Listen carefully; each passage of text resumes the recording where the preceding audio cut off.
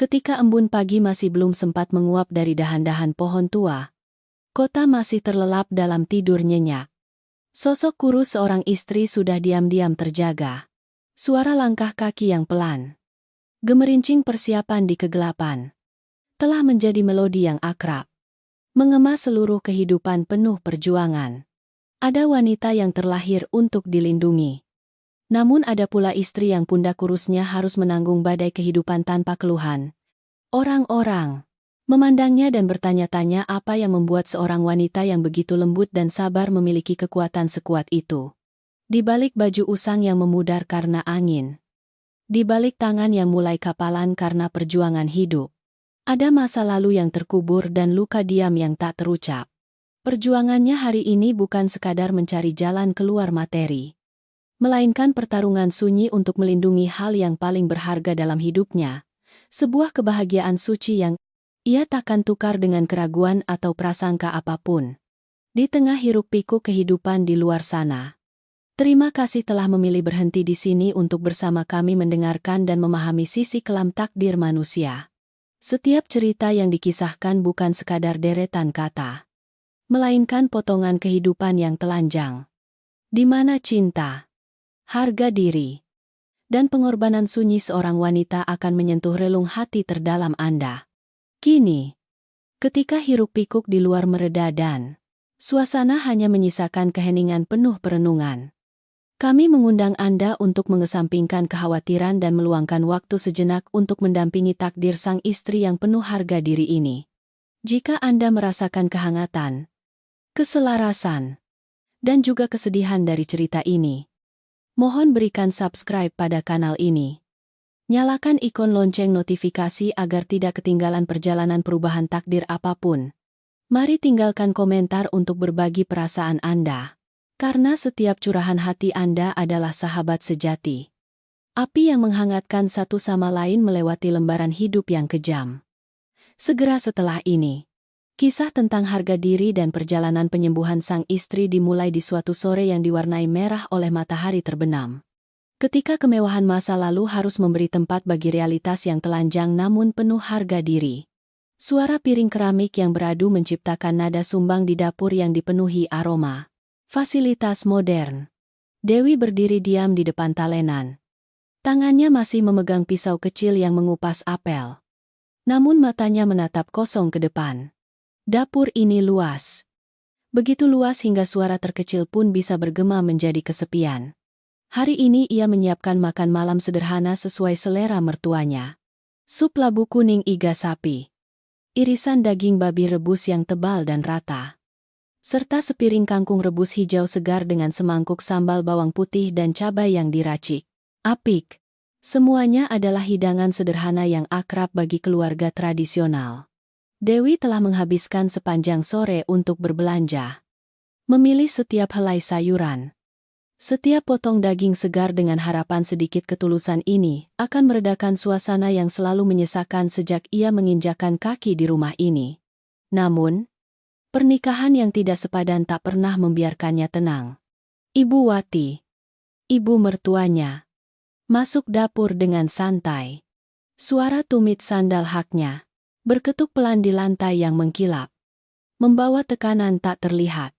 Ia melirik meja makan yang sudah tertata. Senyum tipis di bibirnya. Tak dapat menyembunyikan kekecewaan dan sedikit rasa merendahkan yang melekat. Di zaman sekarang ini, kamu masih saja hanya tahu memasak masakan yang itu-itu saja. Dewi, keluarga kita tidak kekurangan apa-apa. Dimas bekerja keras sepanjang hari. Pulang ke rumah butuh makanan yang bergizi tinggi.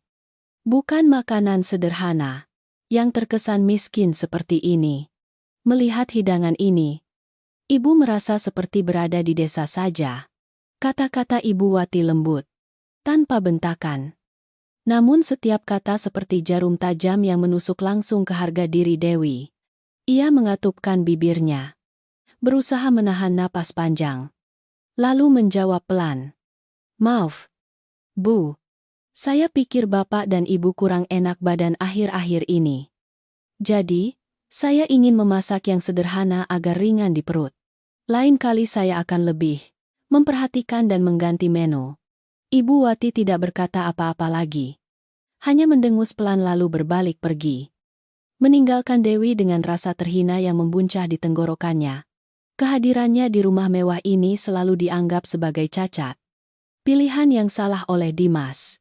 Keluarga suaminya selalu bangga dengan status sosial. Dengan garis keturunan mereka dan mereka tak pernah menerima menantu perempuan dari latar belakang biasa. Yang tidak membawa dukungan apapun bagi karier putra mereka. Tepat pada saat itu, suara mesin mobil yang familiar terdengar di halaman. Dimas telah pulang setelah perjalanan dinas panjang.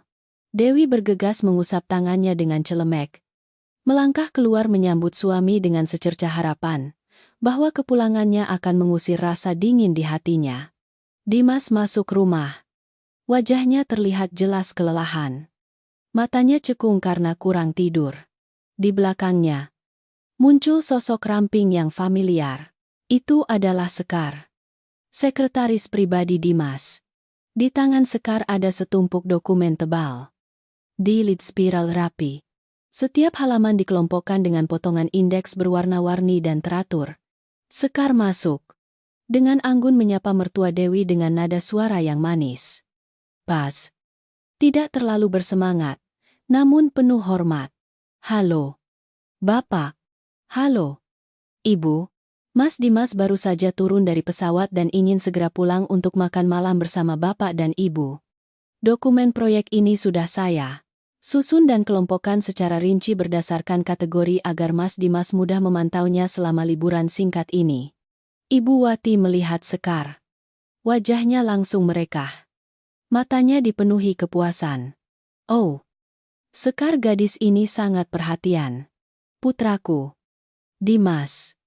Pasti akan kelelahan tanpa bantuanmu. Masuklah. Makan malam bersama keluarga kami. Mengapa kamu berdiri di luar sana? Terima kasih, Bu. Saya pamit setelah menyerahkan dokumen kepada Mas Dimas. Saya khawatir akan mengganggu makan malam keluarga. Sekar tersenyum tipis. Matanya melirik sekilas ke arah Dewi. Pandangan singkat namun berisi kebanggaan seorang yang tahu betul posisinya. Dimas meletak tas kerjanya di sofa. Dengan lelah berkata kepada istrinya, "Dewi, ambilkan aku segelas air hangat." Dewi diam-diam masuk dapur menuang air. Ketika ia kembali, Sekar sudah dengan anggun berpamitan. Namun aroma parfumnya masih tertinggal di ruangan. Dewi memberikan segelas air kepada Dimas. Ia menerimanya. Meminum seteguk besar lalu bersandar di kursi. Memejamkan mata. Kelelahannya seperti dinding yang menghalanginya untuk menyentuh.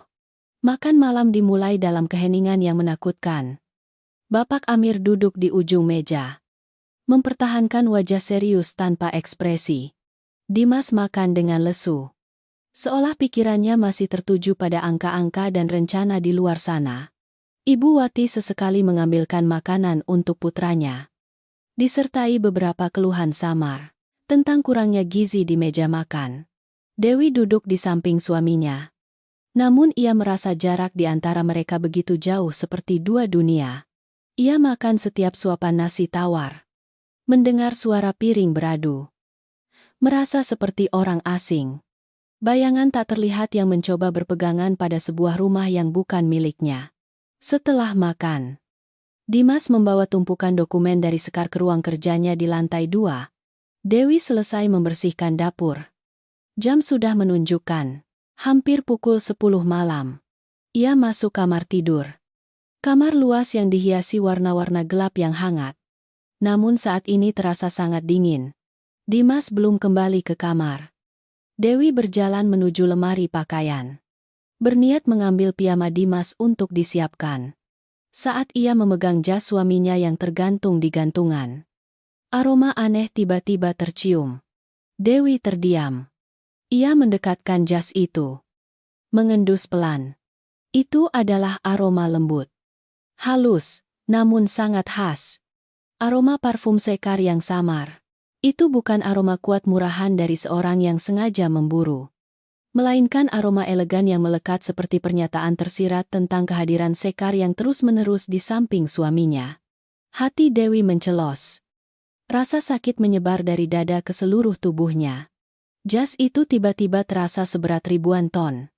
Ia menyadari bahwa selama perjalanan dinas panjang itu, orang yang berada di samping Dimas berbagi tekanan. Kesuksesan atau kegagalan dengannya bukanlah dirinya, melainkan wanita lain. Aroma ini seperti bukti paling jelas dari ikatan yang tak pernah Dewi miliki dengan suaminya. Dewi duduk di tepi tempat tidur. Kedua tangannya saling menggenggam erat. Kesepian datang seperti gelombang dingin yang menenggelamkannya di rumah besar ini. Jarak Dimas tidak datang dari kekejaman. Ia tidak memukulnya, tidak membentaknya. Hal yang menakutkan justru terletak pada ketidakpedulian dan dinginnya sikap Dimas. Dimas menganggap karier di atas segalanya.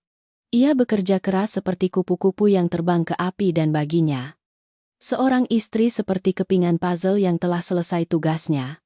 Ia menikahinya, menempatkannya di rumah ini untuk memenuhi kewajiban seorang pria sukses yang perlu memiliki keluarga. Dan setelah itu ia membiarkannya berjuang sendiri dalam status yang acuh tak acuh itu. Ketika ia masih larut dalam pikirannya yang kalut, ketukan pintu kamar terdengar, memutus aliran pikiran. Devi, Ibu Wati masuk. Di tangannya memegang gelas kosong. Ia menatap Dewi. Pandangannya berhenti di perut rata Dewi lalu mendesah panjang penuh makna. Devi, Ibu ingin mengingatkanmu tentang hal ini. Dimas akhir-akhir ini pekerjaannya penuh tekanan. Kesehatannya juga menurun. Ibu melihat kalian berdua sudah lama menikah tapi belum ada kabar baik. Wanita, jika tidak bisa melahirkan, tidak bisa memberikan cucu untuk keluarga ini, seberapapun baiknya, tidak ada gunanya. Kamu harus tahu diri. Pergi periksa. Jangan hanya diam seperti ini. Ibu khawatir sekali. Nasihat halus ibu mertua seperti siraman air dingin langsung ke wajah Dewi. Ia merasa dadanya sesak tak bisa bernapas. Rasa terhina dan malu memuncak di mata mereka. Ia tak lebih dari alat hiasan belaka.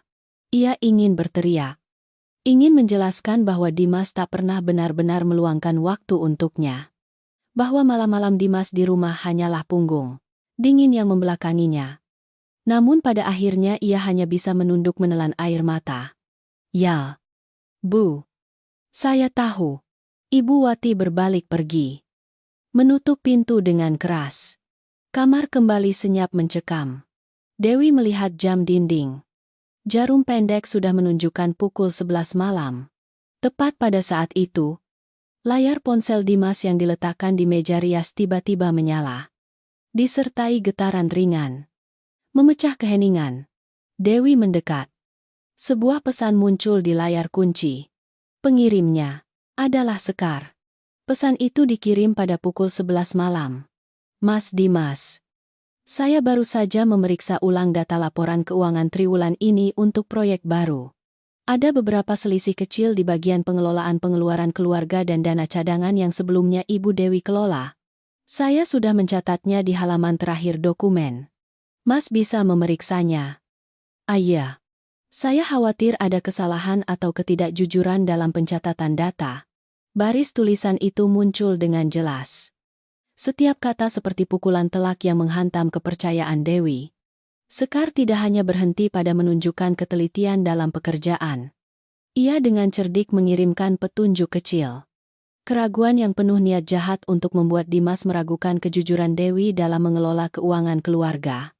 Sekar tahu betul kelemahan Dimas adalah kejernihan dan transparansi. Dan ia menggunakan hal itu untuk menjelekkan Dewi. Mengubah Dewi menjadi wanita tamak dan curang di mata suaminya. Dewi berdiri terpaku menatap ponsel. Semua batas kesabarannya seolah runtuh. Selama ini ia diam. Ia menahan diri. Ia berusaha memenuhi perannya sebagai istri yang patuh. Menantu yang berbakti demi sedikit ketenangan. Sedikit penghargaan. Namun, keheningannya hanya dibalas dengan dominasi orang lain. Penghinaan ibu mertua. Dan ketidakpedulian suami yang tidur seranjang dengannya. Suara langkah kaki Dimas terdengar di koridor. Ia mendorong pintu masuk kamar. Masih memegang dokumen. Wajahnya lelah dan termenung. Dimas meletakkan dokumen di meja. Berniat langsung masuk kamar mandi. Dimas. Berhenti. Ada yang ingin kubicarakan. Suara Dewi terdengar. Tidak lagi dengan kesabaran dan kepasrahan seperti biasa. Melainkan dengan ketegasan yang dingin yang membuat Dimas tertegun. Dimas berbalik. Mengerutkan kening menatap istrinya. Ekspresi terkejut terlihat jelas di wajahnya. Ada apa? Dewi, aku sangat lelah. Bisakah nanti saja? Tidak. Harus sekarang. Dewi melangkah maju di hadapan suaminya. Matanya menatap lurus ke mata Dimas. Tanpa menghindar. Ia mengangkat ponsel dan menunjukkannya kepada Dimas. Pesan dari Sekar untukmu pukul 11 malam ini. Bacalah sendiri. Dimas melirik ke layar. Keningnya sedikit berkerut, namun nadanya masih membela. Sekar hanya khawatir tentang pekerjaan. Ia menemukan sesuatu yang tidak beres. Jadi ia melapor kepadaku. Mengapa kamu harus membuat keributan? Seperti ini khawatir tentang pekerjaan. Dewi tertawa. Tawa pahit dan menyakitkan. Seorang sekretaris khawatir tentang pekerjaan dengan ikut campur dalam pengelolaan pengeluaran internal keluargamu tengah malam. Apa yang ia coba lakukan? Kamu benar-benar tidak mengerti atau kamu berpura-pura tidak tahu? Ia ingin kamu berpikir bahwa aku adalah seorang penggelap, seorang penipu. Dimas mendesah panjang, menunjukkan ketidaksabaran. Devi, jangan berasumsi tanpa dasar. Sekar adalah orang yang bekerja dengan prinsip. Ia tidak bermaksud seperti itu. Prinsipnya adalah meninggalkan aroma parfum di jasmu setelah perjalanan dinas. Prinsipnya adalah membiarkan ibumu setiap hari membandingkanku dengan dia untuk menghina istrimu. Suara Dewi bergetar. Namun ia tidak menangis. Air mata sudah mengering entah sejak kapan. Digantikan oleh api dendam yang sudah terlalu lama terpendam. Aku sudah terlalu lama diam. Dimas. Aku diam. Bukan karena aku bodoh. Bukan karena aku tidak tahu sakit. Aku diam karena aku ingin menjaga harga dirimu. Menjaga agar keluarga ini terlihat harmonis. Tapi kalian tak pernah menganggapku sebagai manusia sejati di rumah ini. Dimas menatap Dewi. Ketegasan dan kemarahan di mata Dewi saat ini adalah hal yang belum pernah ia lihat selama bertahun-tahun pernikahan. Wajahnya mengeras. Ketidakpedulian yang biasa tiba-tiba digantikan oleh kebingungan yang samar di hadapan pertanyaan langsung istrinya. Ruangan itu seolah membeku. Sesak dan tegang hingga mencekik ketika keretakan yang tersembunyi selama ini akhirnya terungkap. Tak bisa lagi disembunyikan. Sinar matahari pagi menembus jendela kaca besar ruang tamu. Memancarkan garis cahaya panjang ke sofa kulit mahal. Namun sama sekali tidak membawa kehangatan ke dalam rumah. Dewi berdiri di sudut koridor. Kedua tangannya mengepal erat ke ujung bajunya. Memandang ke arah ruang tamu. Di sana, Sekar duduk di samping Ibu Wati. Keduanya tertawa riang seperti ibu dan anak kandung. Kehadiran Sekar di rumah ini sejak lama telah melampaui batas seorang sekretaris biasa. Sekar tidak menggunakan trik murahan. Tidak mengenakan pakaian mewah atau membawa hadiah mahal untuk mengambil hati orang tua. Ia jauh lebih cerdas dari itu. Sekar menyusup ke dalam kehidupan keluarga Dimas dengan ketelitian, kesabaran, dan topeng kesetiaan dan ketulusan yang sempurna. Ibu Wati, bubur kesehatan yang saya masak hari ini menggunakan beras merah berkualitas tinggi yang direbus dengan goji berry dan biji teratai selama 10 jam. Ibu akhir-akhir ini sering susah tidur. Makan hidangan ini di pagi hari akan membantu meringankan perut dan tidur lebih nyenyak. Sekar berkata sambil menyendokkan bubur kecil ke mangkuk keramik. Gerakannya lembut dan anggun seperti seorang putri bangsawan. Ibu Wati menerima mangkuk bubur. Matanya dipenuhi kasih sayang dan kepuasan. Anak-anak zaman sekarang jarang ada yang sabar dan terampil sepertimu. Bahkan anggota keluarga sendiri tidak bisa berpikir sepeduli ini. Selalu memasak apa adanya. Pujian Ibu Wati tidak lupa disertai dengan lirikan penuh makna ke arah dapur tempat Dewi berdiri. Dewi merasakan aliran dingin menusuk punggungnya. Ia menyadari posisinya di hati mertuanya bukan goyah, melainkan sudah sepenuhnya digantikan oleh Sekar entah sejak kapan. Setiap kata, setiap tindakan Sekar kini menjadi patokan emas bagi Bapak dan Ibu Wati. Bahkan Bapak Amir, yang terkenal tegas dan irit bicara, tak sungkan memuji ketika Sekar menyajikan kotak obat rematik warisan yang ia susah payah cari dan beli dari tabib terkenal di daerah pegunungan tinggi. Bapak Amir, obat ini harus diminum dengan air hangat setelah makan 30 menit. Saya sudah mencatat jadwal harian dengan jelas di kertas ini. Bapak tinggal mengikutinya dan kaki Bapak akan segera tidak sakit lagi. Bapak Amir menerima kotak obat. Mengangguk setuju. Bagus sekali. Kamu sangat perhatian. Dimas menemukan asisten sepertimu sungguh merupakan berkah. Dewi berdiri dalam kegelapan koridor, menyaksikan seluruh pemandangan itu dengan rasa tak berdaya yang pahit. Ia adalah istri yang sah, yang menandatangani akta nikah bersama Dimas. Namun di rumah ini, ia diperlakukan seperti orang luar. Orang asing yang menyaksikan kebahagiaan keluarga orang lain. Ketelitian Sekar adalah tali tak terlihat. Langkah demi langkah mencekik dan mengisolasi Dewi, mendorongnya keluar dari setiap aktivitas dan kasih sayang keluarga suaminya. Ketika Bapak dan Ibu Wati selesai makan dan masuk ke kamar dalam untuk beristirahat, ruang tamu hanya menyisakan Dewi dan Sekar. Suasana langsung berubah. Kehangatan palsu lenyap, digantikan oleh ketegangan yang memuncak. Sekar dengan santai berdiri, merapikan lipatan bajunya. Matanya menatap lurus ke arah Dewi, tanpa sedikit pun rasa sungkan. Ibu Dewi. Sekar memulai. Nadanya penuh sindiran, memperlihatkan ambisinya untuk merebut posisi nyonya rumah di balik topeng karyawan yang rajin. Ibu sudah lihat. Di rumah ini kasih sayang tidak datang begitu saja. Juga tidak berarti dengan menyandang nama istri akan dihormati. Jika tidak tahu cara membuat diri berharga, cepat atau lambat pasti akan tersingkir. Dewi melangkah maju, berhadapan dengan wanita yang secara terbuka menantangnya. Kesabaran semalam telah berubah menjadi ketenangan yang menakutkan. Nona Sekar, kamu berdiri di rumahku, berbicara dengan kapasitas. Apa seorang sekretaris yang mengurus pekerjaan kantor atau seorang yang sengaja mencoba merebut suami orang? Sekar tidak marah sama sekali. Ia tertawa kecil. Tawa yang mengandung penghinaan. Ibu Dewi, jangan gunakan kata-kata murahan itu untuk menuduh saya. Mas Dimas memilih saya di sampingnya karena saya mengerti dia. Saya bisa membantunya dalam karier. Dan yang terpenting, saya tahu cara menyenangkan orang tua dia. Sedangkan ibu, apa yang bisa ibu berikan kepadanya selain masakan desa dan keheningan yang membebani ibu tahu posisi? Ibu sekarang di mata semua orang itu apa adalah beban? Kesalahan masa muda yang harus ditanggung Mas Dimas. Setiap kata Sekar seperti pisau tajam yang mengiris luka Dewi yang belum sembuh. Dewi tahu Sekar benar sebagian. Benar bahwa keluarga ini tak pernah membutuhkan istri seperti dirinya.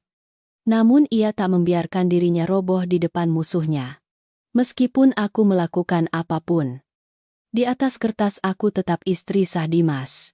Sedangkan kamu, selamanya hanya akan menjadi bayangan. Menggunakan tipu daya murahan untuk memungut remah-remah kasih sayang saja. Kalau begitu, mari kita lihat berapa lama gelar sahmu akan bertahan. Sekar mendekat ke telinga Dewi, membisikkan kalimat penuh kebencian sebelum berbalik menuju pintu. Meninggalkan senyum misterius. Dewi tidak menyangka pukulan telak dari Sekar akan datang begitu cepat dan kejam. Sore itu, ketika Dimas baru saja pulang, suasana keluarga langsung meledak. Bukan lagi keheningan menakutkan malam sebelumnya, melainkan badai yang sesungguhnya. Bapak Amir membanting tangan ke meja teh. Suara keras itu membuat cangkir keramik bergetar dan hampir pecah. Ibu Wati duduk di sampingnya. Wajahnya pucat pasi karena marah. Tangannya gemetar memegang setumpuk dokumen dan foto. Dimas, lihat apa yang dilakukan istrimu yang terhormat di belakangmu. Bapak Amir membentak keras. Suaranya penuh kemarahan menggema di seluruh rumah. Dimas terheran-heran menatap orang tuanya. Lalu berbalik menatap Dewi yang baru saja keluar dari dapur. Saat itu, Sekar juga hadir. Ia berdiri malu-malu di belakang Ibu Wati. Wajahnya menunjukkan kekhawatiran dan ketakutan. Namun jauh di dalam matanya ada kemenangan yang memuncak. Dimas mengambil tumpukan dokumen di meja. Itu adalah salinan rekening bank keluarga yang dikelola Dewi. Bersamaan dengan itu adalah serangkaian foto yang menunjukkan Dewi sedang berbicara. Bahkan menyerahkan sekantong uang besar kepada seorang pria tak dikenal di sebuah kafe sepi. Pria itu tak lain adalah mantan kekasih Dewi dari masa kuliah. Ibu Wati tak bisa menahan diri. Langsung angkat bicara. Suaranya bergetar karena emosi dan kemarahan. Dia berani menggunakan uangmu. Uang keluarga ini untuk menyuap mantan kekasihnya. Pantas saja akhir-akhir ini pengeluaran rumah tangga selalu samar. Sekar memeriksa pembukuan proyek dan menemukan kekurangan dana cadangan yang besar. Setelah dicocokkan baru diketahui bahwa seluruh uang itu telah ditarik habis oleh wanita ini untuk diberikan kepada pria. Sungguh tidak tahu malu. Mencoreng muka keluarga ini. Dewi menatap foto-foto itu. Kepalanya pusing. Pria dalam foto memang mantan kekasihnya. Namun kenyataannya tidak seperti itu. Ibu pria itu menderita penyakit parah. Membutuhkan banyak uang untuk operasi. Ia telah putus asa mencari Dewi untuk meminjam uang. Uang itu adalah tabungan pribadi Dewi sebelum menikah. Sama sekali tidak ada kaitannya dengan uang Dimas atau keluarga suaminya. Namun, sudut pengambilan gambar yang berbahaya dan pengaturan cerdik. Sekar dalam memalsukan bukti pengeluaran keluarga telah mengubah tindakan membantu teman lama menjadi kasus perselingkuhan yang merebut aset secara licik. Devi, bagaimana kamu menjelaskan hal ini? Dimas menatap istrinya. Matanya saat ini bukan lagi ketidakpedulian melainkan kekecewaan yang mendalam. Bercampur dengan rasa sakit seorang pria yang dikhianati. Uang bukan masalah bagiku. Tapi di mana kejujuran dan harga dirimu? Kamu mengambil uangku untuk membiayai pria lain. Dewi menatap lurus ke arah suaminya. Air matanya berlinang, namun ia berusaha menelannya. Rasa sesak membuat suaranya serak. Dimas, kamu percaya hal-hal ini? Kamu hidup denganku bertahun-tahun. Kamu tidak tahu aku orang seperti apa. Uang itu adalah uang pribadiku. Aku meminjamkannya kepadanya karena ibunya sedang sekarat. Aku tidak menggunakan sepeser pun uangmu. Dan sama sekali tidak ada hubungan gelap. Semua ini karena ada orang yang sengaja merekayasa untuk menjebakku. Dewi berkata sambil menunjuk ke arah Sekar. Sekar langsung berpura-pura terkejut. Mundur selangkah. Suaranya tercekat seolah hendak menangis. Ibu Dewi. Saya tahu ibu membenci saya karena saya sering ikut campur dalam pekerjaan Mas Dimas. Tapi data rekening bank dan foto-foto itu nyata. Bagaimana saya bisa mengada-ada? Saya hanya karena tanggung jawab kepada Mas Dimas. Kepada perusahaan. Jadi saya harus mengatakan yang sebenarnya. Jangan menuduh saya seperti itu. Saya kasihan sekali. Kamu diam. Ibu Wati berdiri dengan geram. Menghalangi di depan Sekar. Menunjuk langsung ke wajah Dewi dan memaki. Sampai sejauh ini kamu masih berani menuduh Sekar. Dia adalah orang yang menyelamatkan keluarga ini dari penipuanmu. Dimas, kamu lihat wajah aslinya wanita tak tahu malu. Tamak. Tak bermoral seperti ini tidak bisa dipertahankan di rumah ini lagi. Bapak dan Ibu mendesakmu untuk segera membuat keputusan hari ini. Bercerai. Keluarga Amir tidak bisa punya menantu yang mencoreng nama baik seperti ini. Bapak Amir juga membanting meja dengan tegas. Benar. Besok kamu harus menyelesaikan masalah ini tuntas. Tidak bisa ada noda seperti ini di keluarga kita. Dimas berdiri diam. Kedua tangannya mengepal erat. Ia menatap tumpukan dokumen. Menatap foto-foto itu lalu mendongak menatap Dewi. Matanya dingin. mengandung penilaian yang kejam. Keraguan telah sepenuhnya mengaburkan akal sehatnya. Ia tidak lagi ingin mendengar penjelasan apapun. Karena bagi seorang yang menjunjung tinggi harga diri dan reputasi seperti Dimas, foto-foto ini sudah lebih dari cukup untuk menjatuhkan hukuman kepada Dewi. Dewi menatap suaminya, menatap keluarga suaminya, dan menatap senyum tipis penuh kemenangan yang tersembunyi di balik topeng tangisan Sekar. Ia mengerti bahwa jaring laba-laba yang dibentangkan Sekar terlalu sempurna dan ia telah sepenuhnya terisolasi di rumahnya sendiri. Di tengah ruang tamu yang luas, suara makian ibu mertua menggema di telinganya. Namun hati Dewi terasa anehnya tenang. Itu adalah ketenangan hati yang telah sepenuhnya dingin ketika ia menyadari bahwa pria yang paling ia cintai dan percayai ternyata adalah orang yang paling mudah membelakanginya. Ruang tamu jatuh ke dalam keheningan yang hanya terdengar desahan napas marah dari Ibu Wati. Tak seorang pun berbicara lagi namun tatapan semua orang tertuju pada Dewi. Seberat ribuan ton batu, Dimas berdiri di sana. Sosoknya yang tinggi diselimuti cahaya redup senja. Wajahnya tersembunyi dalam kegelapan sehingga Dewi tidak bisa melihat ekspresinya. Namun keheningan panjangnya adalah jawaban paling kejam. Ia tidak memihak Dewi. Ia tak pernah dan mungkin tak akan pernah memilih untuk mempercayainya ketika dihadapkan pada kehormatan dan harga diri keluarganya. Dewi menghela napas panjang. Dadanya tak lagi terasa sesak atau sakit. Ketika rasa sakit melampaui ambang batas tertentu, seseorang secara otomatis menjadi sangat tenang. Ia menatap lurus ke arah Dimas. Suaranya mantap tanpa sedikit pun getaran. Dimas, aku hanya bertanya satu hal. Bertahun-tahun kita hidup bersama di bawah satu atap. Bagimu, kedudukanku hanya bernilai beberapa foto curian dan spekulasi tak berdasar ini saja. Dimas memalingkan wajah, menghindari tatapan mata istrinya yang jernih namun penuh tekanan. Ia memasukkan kedua tangan ke saku celana. Suaranya rendah dan dalam, mengandung kelelahan dan sedikit kekecewaan. Bukti sudah jelas. Devi, aku ingin mempercayaimu. Tapi bagaimana aku harus menjelaskan kepada orang tua uang sebesar itu kamu ambil sendiri tanpa berdiskusi denganku sedikit pun? Kamu menganggapku apa? Menganggap rumah ini tempat yang bisa kamu datangi sesukamu. Mengambil harta untuk diberikan kepada mantan kekasih. Baiklah. Devi mengangguk. Senyum tipis muncul di bibirnya. Hambar dan dingin. Aku mengerti. Ia tidak melirik Sekar, yang masih berdiri malu-malu dengan wajah palsu itu. Juga tidak melirik Bapak dan Ibu Wati yang menatapnya seperti seorang penjahat. Dewi berbalik, melangkah dengan mantap menaiki tangga. Suara tumitnya menginjak anak tangga kayu terdengar ringan. Tidak lagi ragu-ragu. Hormat seperti menantu yang merendah setiap hari. Masuk kamar tidur. Dewi menutup pintu. Benar-benar memisahkan suara-suara bising di bawah. Ia menarik keluar dari bawah lemari sebuah koper berukuran sedang.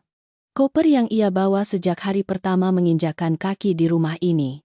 Ternyata setelah beberapa tahun menikah, barang-barang yang benar-benar miliknya begitu sedikit hingga menyedihkan. Dewi tidak menyentuh perhiasan mahal yang diberikan Ibu Wati pada hari raya. Tidak mengambil pakaian bermerek yang Dimas sendiri gesek kartu untuk ia kenakan saat bersosialisasi dengannya. Ia hanya mengemasi pakaian sederhananya, beberapa buku bantal tidur, dan barang-barang kenangan kecil dari masa lajangnya. Ketika Dewi sedang melipat pakaian, pintu kamar terbuka. Dimas masuk. Ia melihat koper yang terbuka lebar di tempat tidur. Alisnya berkerut rapat.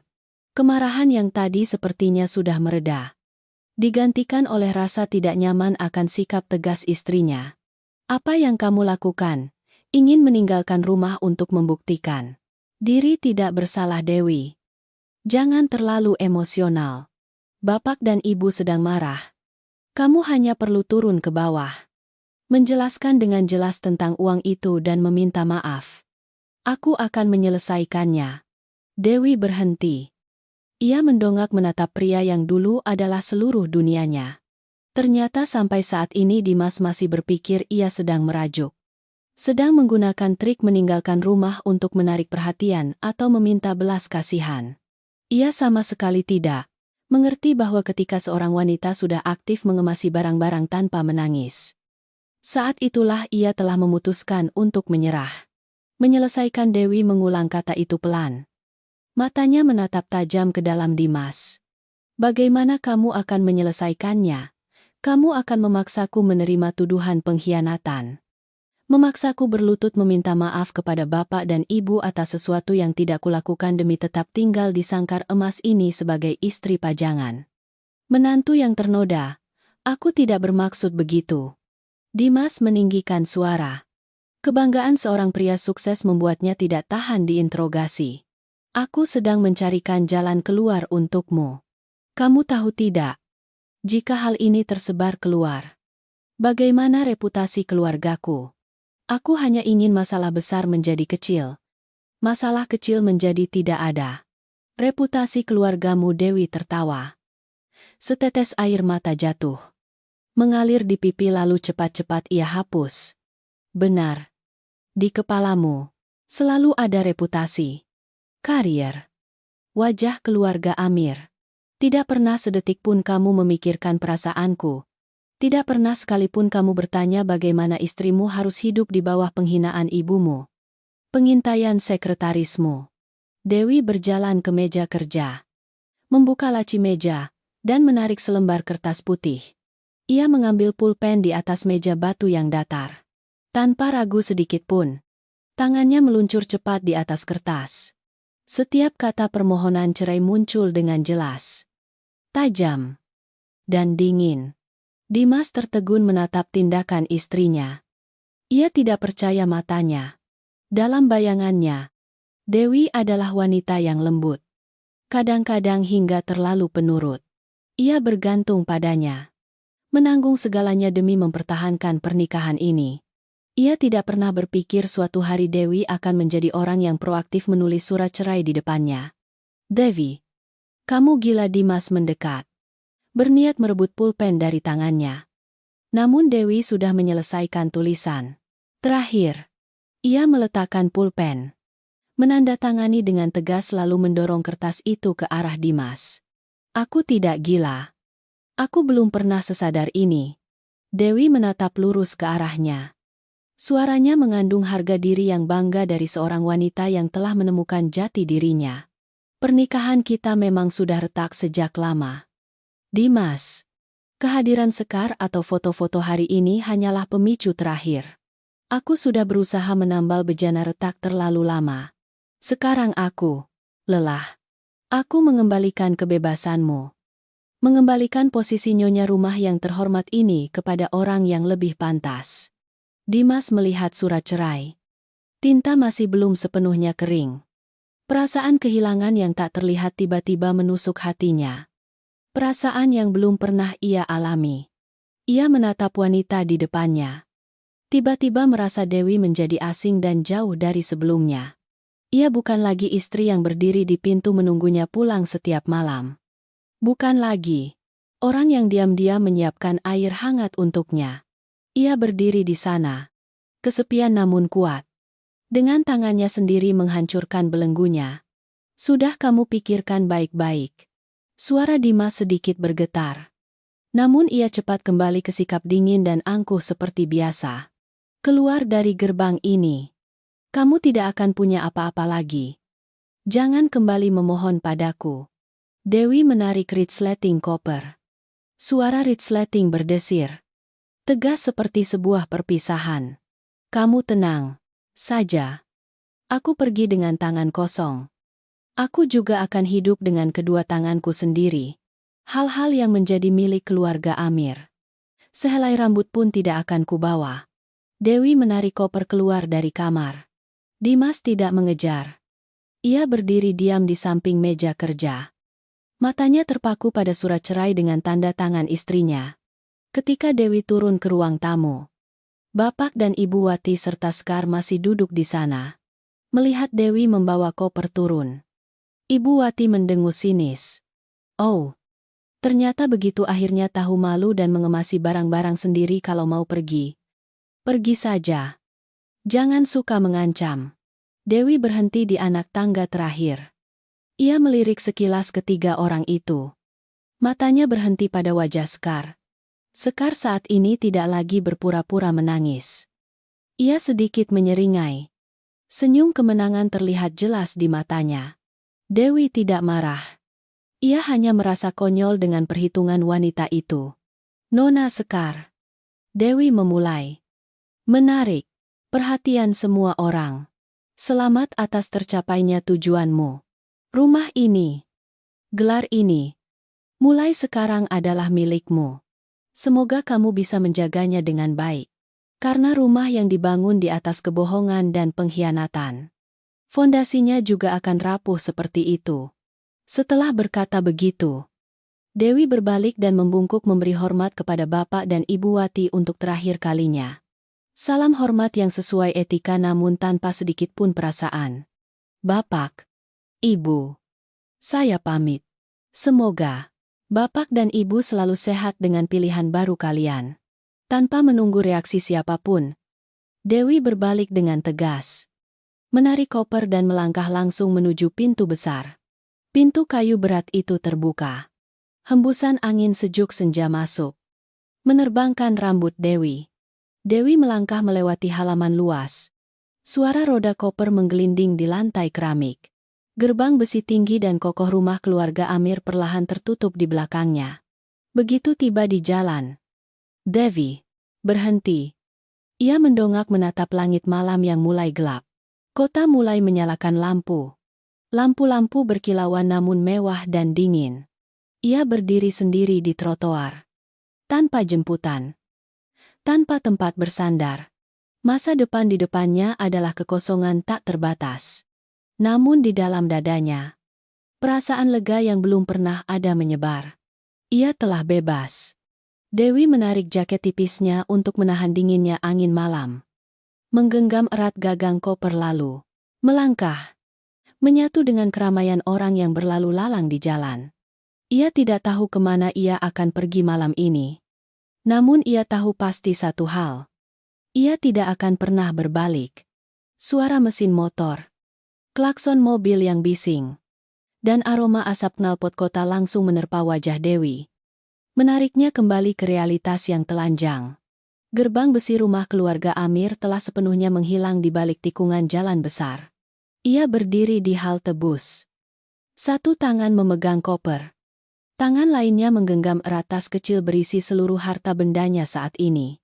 Ponsel di dalam tas sesekali bergetar. Namun bukan panggilan dari Dimas.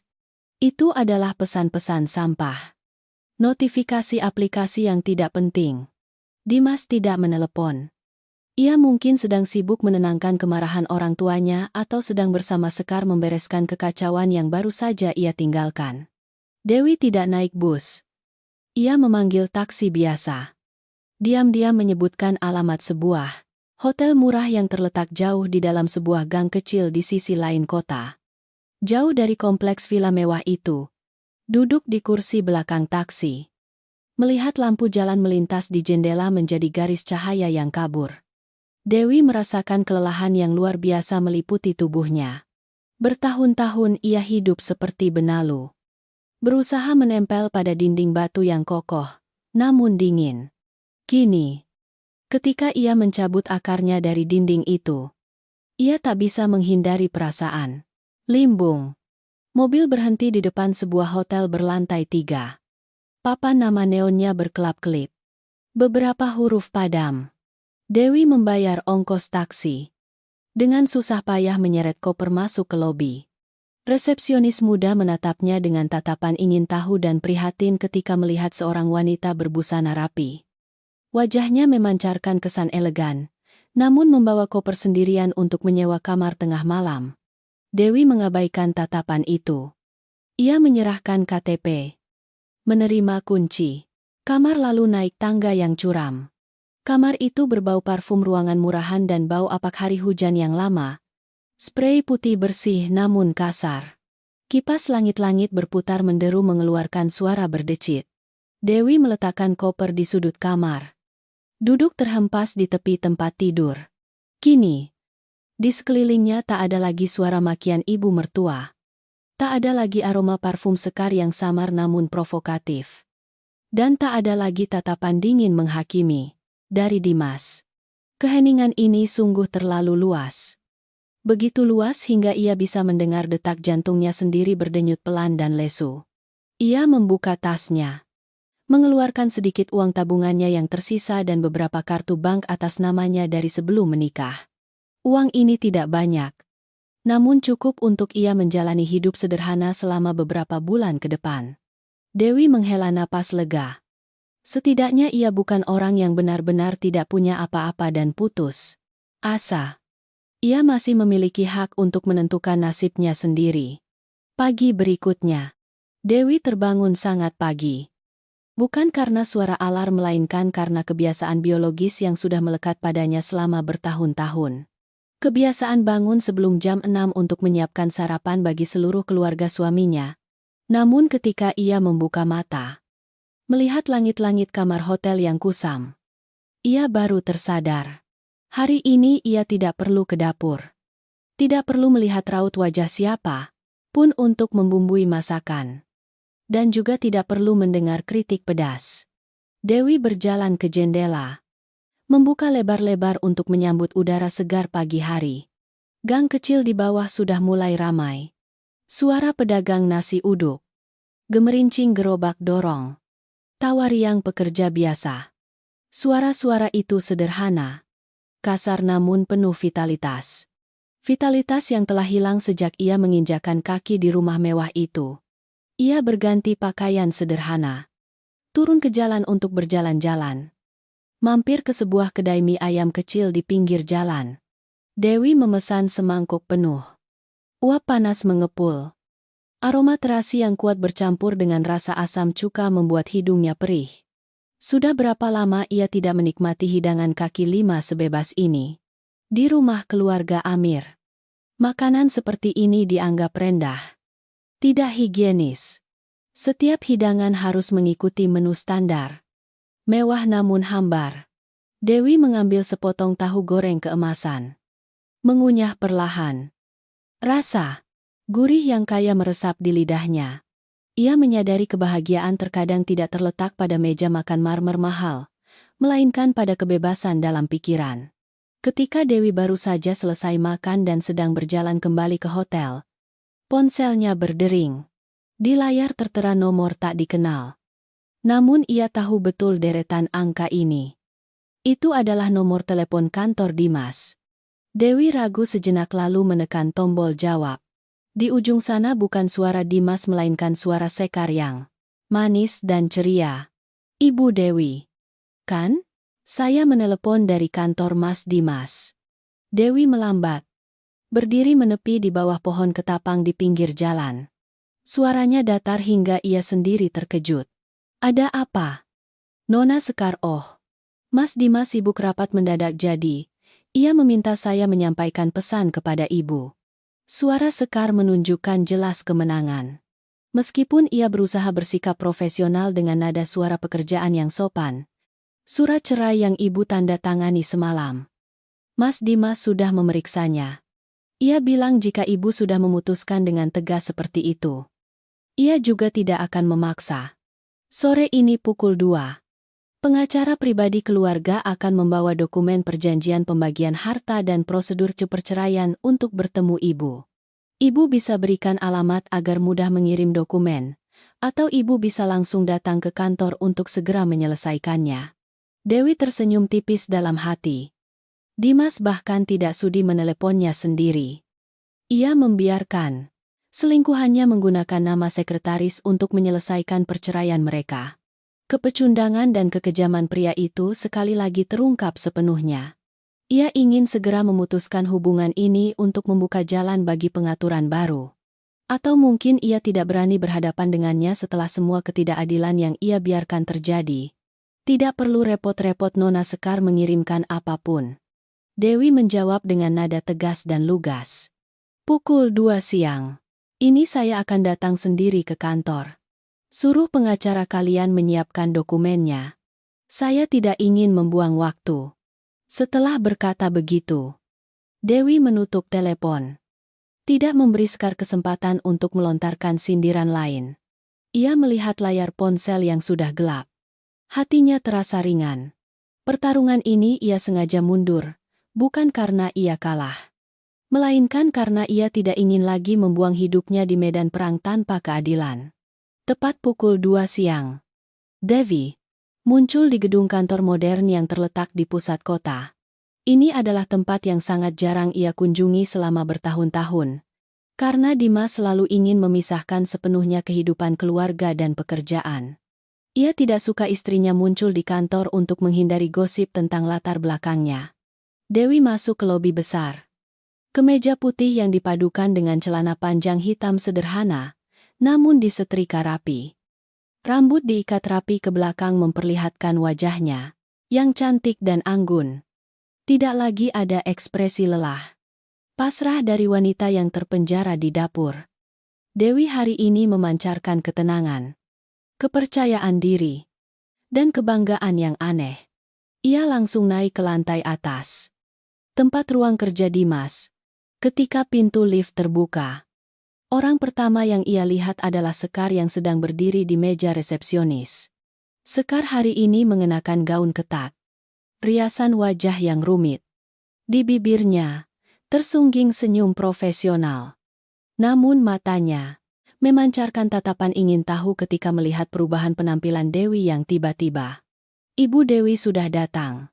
Silakan masuk ke ruang rapat kecil di samping. Pengacara Wijaya sudah menunggu di dalam. Sekar dengan anggun menunjukkan jalan. Berjalan dengan luwes dan penuh kepuasan. Dewi tidak berkata apa-apa. Langsung masuk ke ruang rapat. Melalui kaca bening, ia melihat Dimas sedang duduk di kursi utama.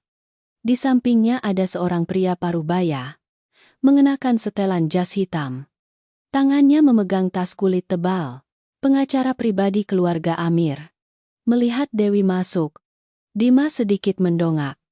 Matanya terhenti selama beberapa detik.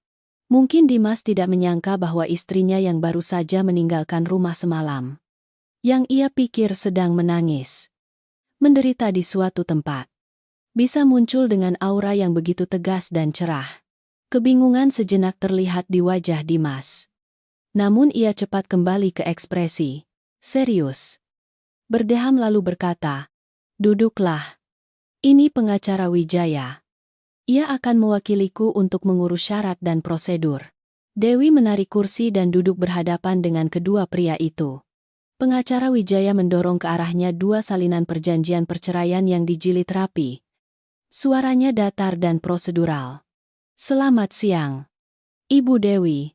Sesuai permintaan klien saya, Bapak Dimas, perceraian akan berlangsung atas dasar kesepakatan kedua belah pihak. Mengenai harta, bersama, Bapak Dimas setuju untuk meninggalkan Ibu sejumlah kompensasi sebesar 1 miliar rupiah. Sebagai biaya dukungan hidup setelah perceraian. Sebagai gantinya, Ibu akan menandatangani surat cerai sepihak dan berjanji tidak akan ada sengketa, tuntutan apapun terkait harta, tanah, atau keuntungan bisnis yang berkaitan dengan keluarga Amir di kemudian hari. 1 miliar rupiah. Bagi banyak orang, itu adalah jumlah yang besar. Namun bagi kekayaan keluarga Dimas, yang sangat besar, jumlah itu tak berarti apa-apa. Itu seperti dana bantuan, pemberian amal untuk membeli keheningan Dewi, memastikan ia akan menghilang dengan damai tanpa mempengaruhi reputasi mereka. Dewi tidak sudi membalik halaman-halaman dokumen hukum yang tebal itu. Ia mendorong tumpukan dokumen ke samping, menatap lurus ke mata Dimas, yang masih berusaha menghindari tatapannya dengan berpura-pura membalik beberapa dokumen lain. "Sudah kukatakan semalam, Dimas." Dewi memulai. Suaranya tidak tinggi, namun terdengar jelas di ruang rapat yang tertutup. "Aku pergi dengan tangan kosong. Aku juga akan pergi dengan tangan kosong. Aku tidak butuh sepeser pun dari uang kompensasi ini darimu. Simpan saja 1 miliar itu untuk rencana masa depanmu dan sekretarismu. Pengacara Wijaya terkejut menatap Dewi lalu berbalik menatap Dimas. Dimas saat ini tidak bisa diam lagi. Ia sedikit membanting tangan ke meja. Suaranya bercampur sedikit jengkel. Devi, jangan sok mulia saat ini. Keluar dari sini. Kamu akan hidup dengan apa uang itu adalah tanggung jawab minimal dariku. Kamu tidak perlu menggunakan harga diri untuk menolaknya. Tanggung jawab Dewi menyeringai. Matanya dingin beberapa derajat. Jika kamu benar-benar tahu arti kata tanggung jawab, kamu tidak akan membiarkanku menanggung kepahitan itu selama bertahun-tahun. Aku menolak uang ini bukan karena harga diri, melainkan karena aku ingin hidupku mulai sekarang benar-benar bersih. Tidak terikat. Tidak berutang apapun yang berkaitan denganmu dan keluargamu. Kebebasanku, kehormatanku tidak bisa dinilai dengan uang. Ia mengambil pulpen hitam yang diletakkan di meja. Membalik ke halaman terakhir perjanjian. Mencoret klausul penerimaan uang kompensasi. Lalu menandatangani dengan tegas di samping tanda tangan Dimas yang sudah ada. Kemudian ia mendongak menatap lurus ke wajah suaminya yang pucat karena terkejut dan malu. Dokumen sudah selesai. Mulai saat ini kita tidak lagi memiliki hubungan apapun.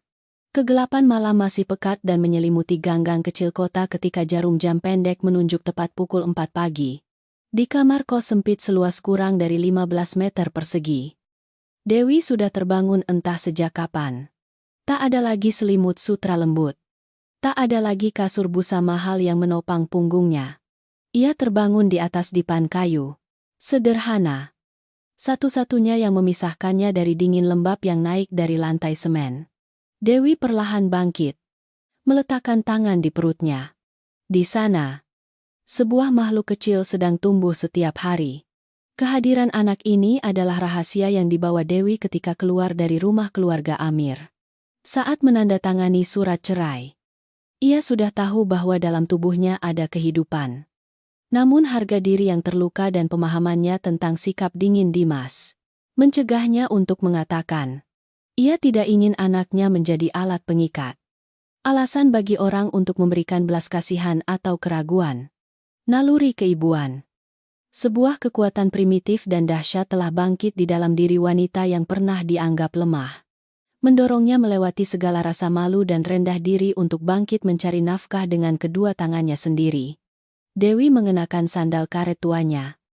Berjalan ke sudut kamar tempat diletakkan kompor gas, industri kecil dan beberapa panci aluminium besar. Suara pemantik api berderak. Api biru menyala. Menerangi wajahnya yang cantik, namun sudah dihiasi garis-garis lelah. Dimulai dari hal terkecil. Ia sendiri mencuci beras ketan, merendam jagung, menyiapkan saus untuk roti. Kedua tangannya yang dulu hanya terbiasa merangkai bunga, menyeduh teh untuk mertuanya, dan pernah dirawat dengan krim mahal. Kini mulai kapalan kecil di telapak tangan dan juga beberapa luka bakar, merah di punggung tangan. Dewi melihat bekas-bekas itu, tanpa keluhan. Setiap kapalan, setiap luka bakar adalah bukti bahwa ia hidup mandiri dan bermartabat. Menjelang pukul 5.30 pagi, ketika langit masih remang-remang, Dewi mulai mendorong gerobak kayu kecilnya keluar dari gang. Gerobak ini ia beli dari seorang pedagang kaki lima yang sudah pensiun. Di atas gerobak tertata rapi beberapa nasi uduk panas mengepul, keranjang roti renyah, dan sepanci jagung rebus beraroma pandan yang kuat. Tujuannya adalah gerbang sebuah sekolah menengah yang terletak beberapa blok jauhnya. Jalanan di pagi hari sepi. Hanya terdengar suara roda gerobak kayu Dewi yang menggelinding di jalan aspal. Diselingi suara sapu lidi yang bergesekan dari para pekerja kebersihan. Jalan dari kosan ke sekolah memiliki tanjakan pendek. Biasanya mendorong gerobak bagi orang dewasa tidak terlalu sulit. Namun bagi Dewi saat ini, ketika tubuhnya membawa beban lain, setiap langkah membutuhkan upaya maksimal. Ia harus membungkukkan badan.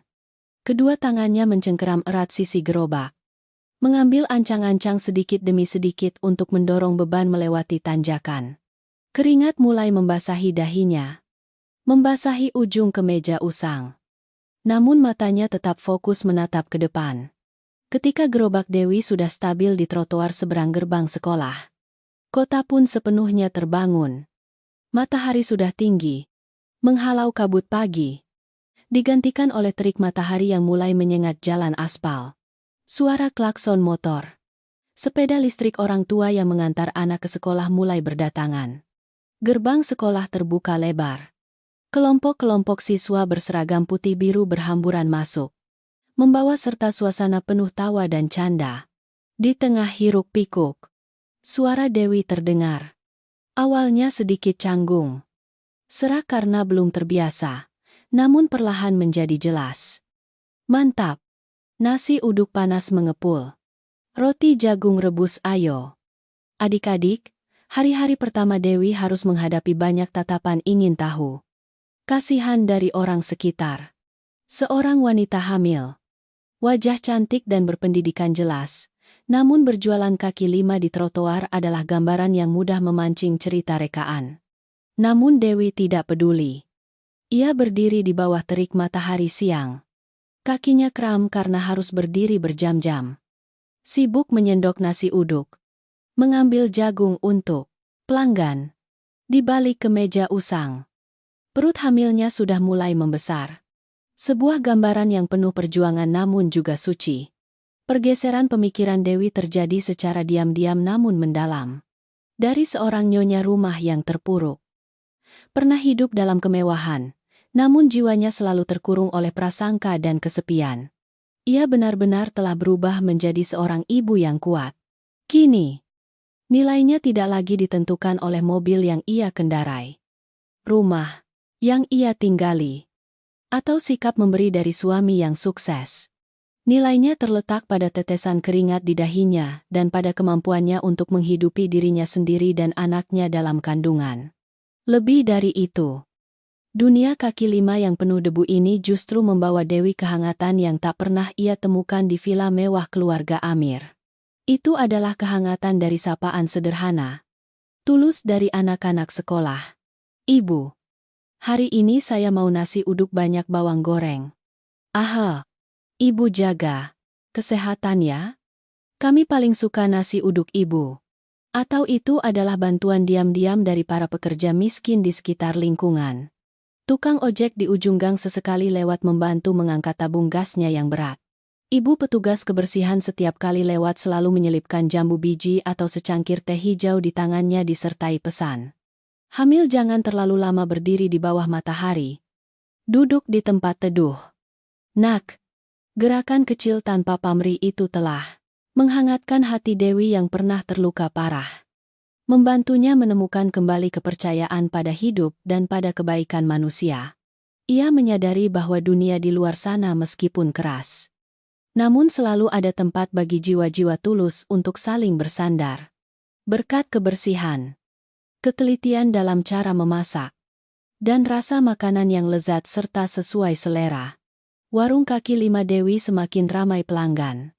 Anak-anak sekolah saling bercerita. Orang tua yang bekerja di pagi hari juga semakin banyak mampir untuk membeli. Berita baik tersebar luas. Gerobak kecil itu selalu ludes sebelum jam pelajaran pagi berakhir. Setiap malam kembali ke kamar kos, Dewi duduk di meja kayu kecil, menyalakan lampu minyak hangat dan dengan hati-hati merapikan. Mengumpulkan setiap lembar uang receh dari penghasilan harian. Ada uang kertas dengan nominal kecil, basah oleh aroma minyak dan keringat. Namun bagi Dewi, itu lebih berharga daripada kartu kredit tanpa batas yang pernah Dimas berikan padanya dulu.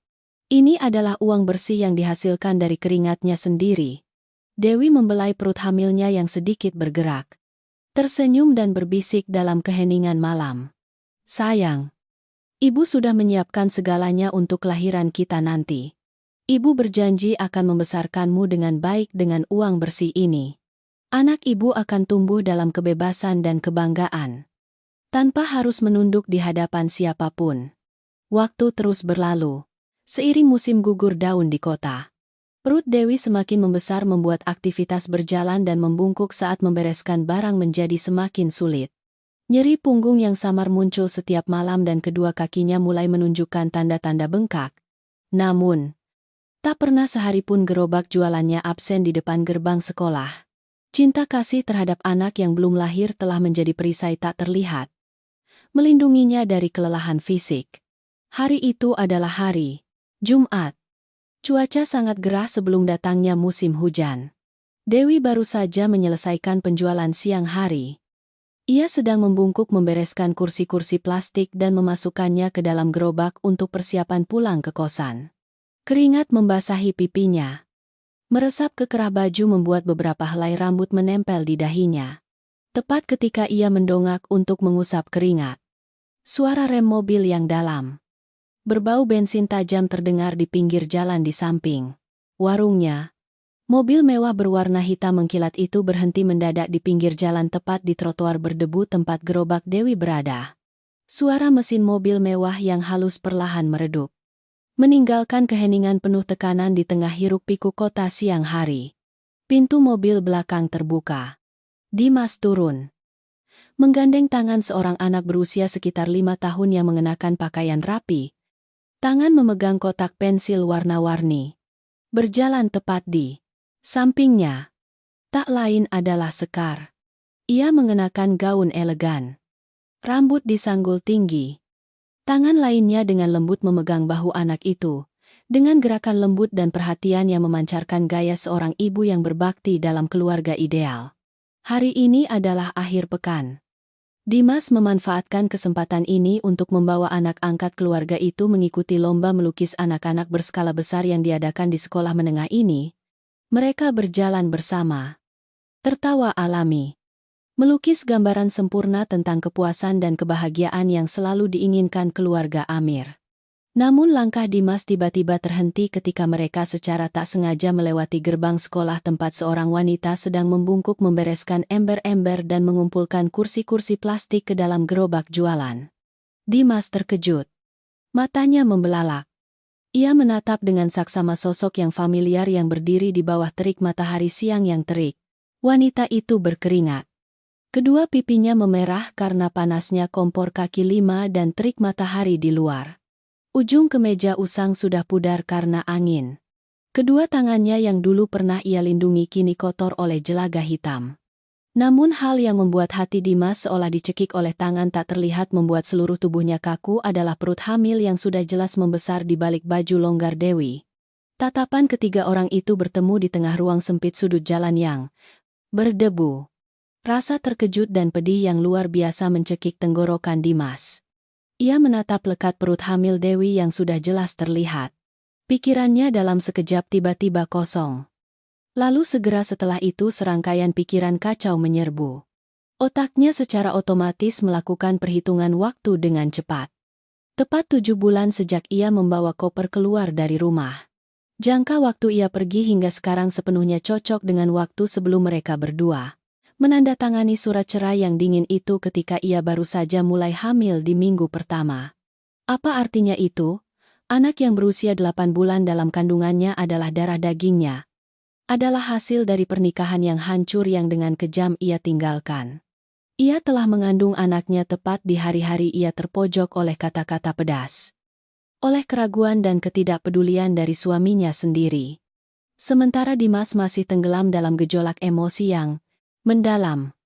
Sekar yang berdiri di sampingnya sudah pucat pasi karena ketakutan. Kehadiran Dewi bersama perut hamilnya yang sudah 8 bulan adalah variabel yang di luar dugaan dari segala skenario manipulasinya.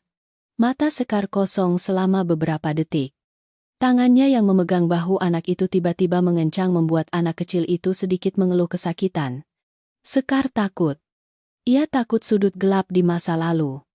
Takut kebenaran tentang perangkap uang yang pernah ia pasang. Untuk mengusir Dewi akan terungkap lebih dalam jika Dimas melangkah maju untuk mempertanyakan mantan istrinya. Ia takut benih keraguan yang baru saja tumbuh akan menghancurkan seluruh tahta nyonya rumah yang sebentar lagi akan ia raih. Berpikir cepat. Sekar buru-buru menenangkan diri. Berusaha tersenyum canggung. Dengan cerdik menarik tangan anak itu agar berjalan lebih cepat. Sekaligus menggunakan tubuhnya untuk sedikit menghalangi pandangan Dimas. Mas Dimas. Ruang lomba sebentar lagi akan ditutup daftar pesertanya. Kita harus segera membawa anak masuk ke aula. Nanti terlambat giliran cucu. Masalah lain nanti saja. Adhau. Namun Dewi menunjukkan sikap tenang yang menakutkan. Berhadapan dengan pria yang pernah menjadi suaminya. Yang pernah bersumpah setia lalu dengan mudah berbalik ketika badai datang. Dan wanita yang telah menggunakan 1000 akal bulus untuk mendorongnya ke jurang kehampaan. Mata Dewi tidak sedikit pun beriak. Tidak ada kebencian. Tidak ada air mata kesedihan. Apalagi niat untuk memohon atau menjelaskan. Ia memandang mereka seperti pejalan kaki asing. Secara tak sengaja melintas dalam hidupnya. Tepat pada saat itu, seorang pelanggan tetap mengendarai motor mendekat ke pinggir jalan. Memanggil terburu-buru.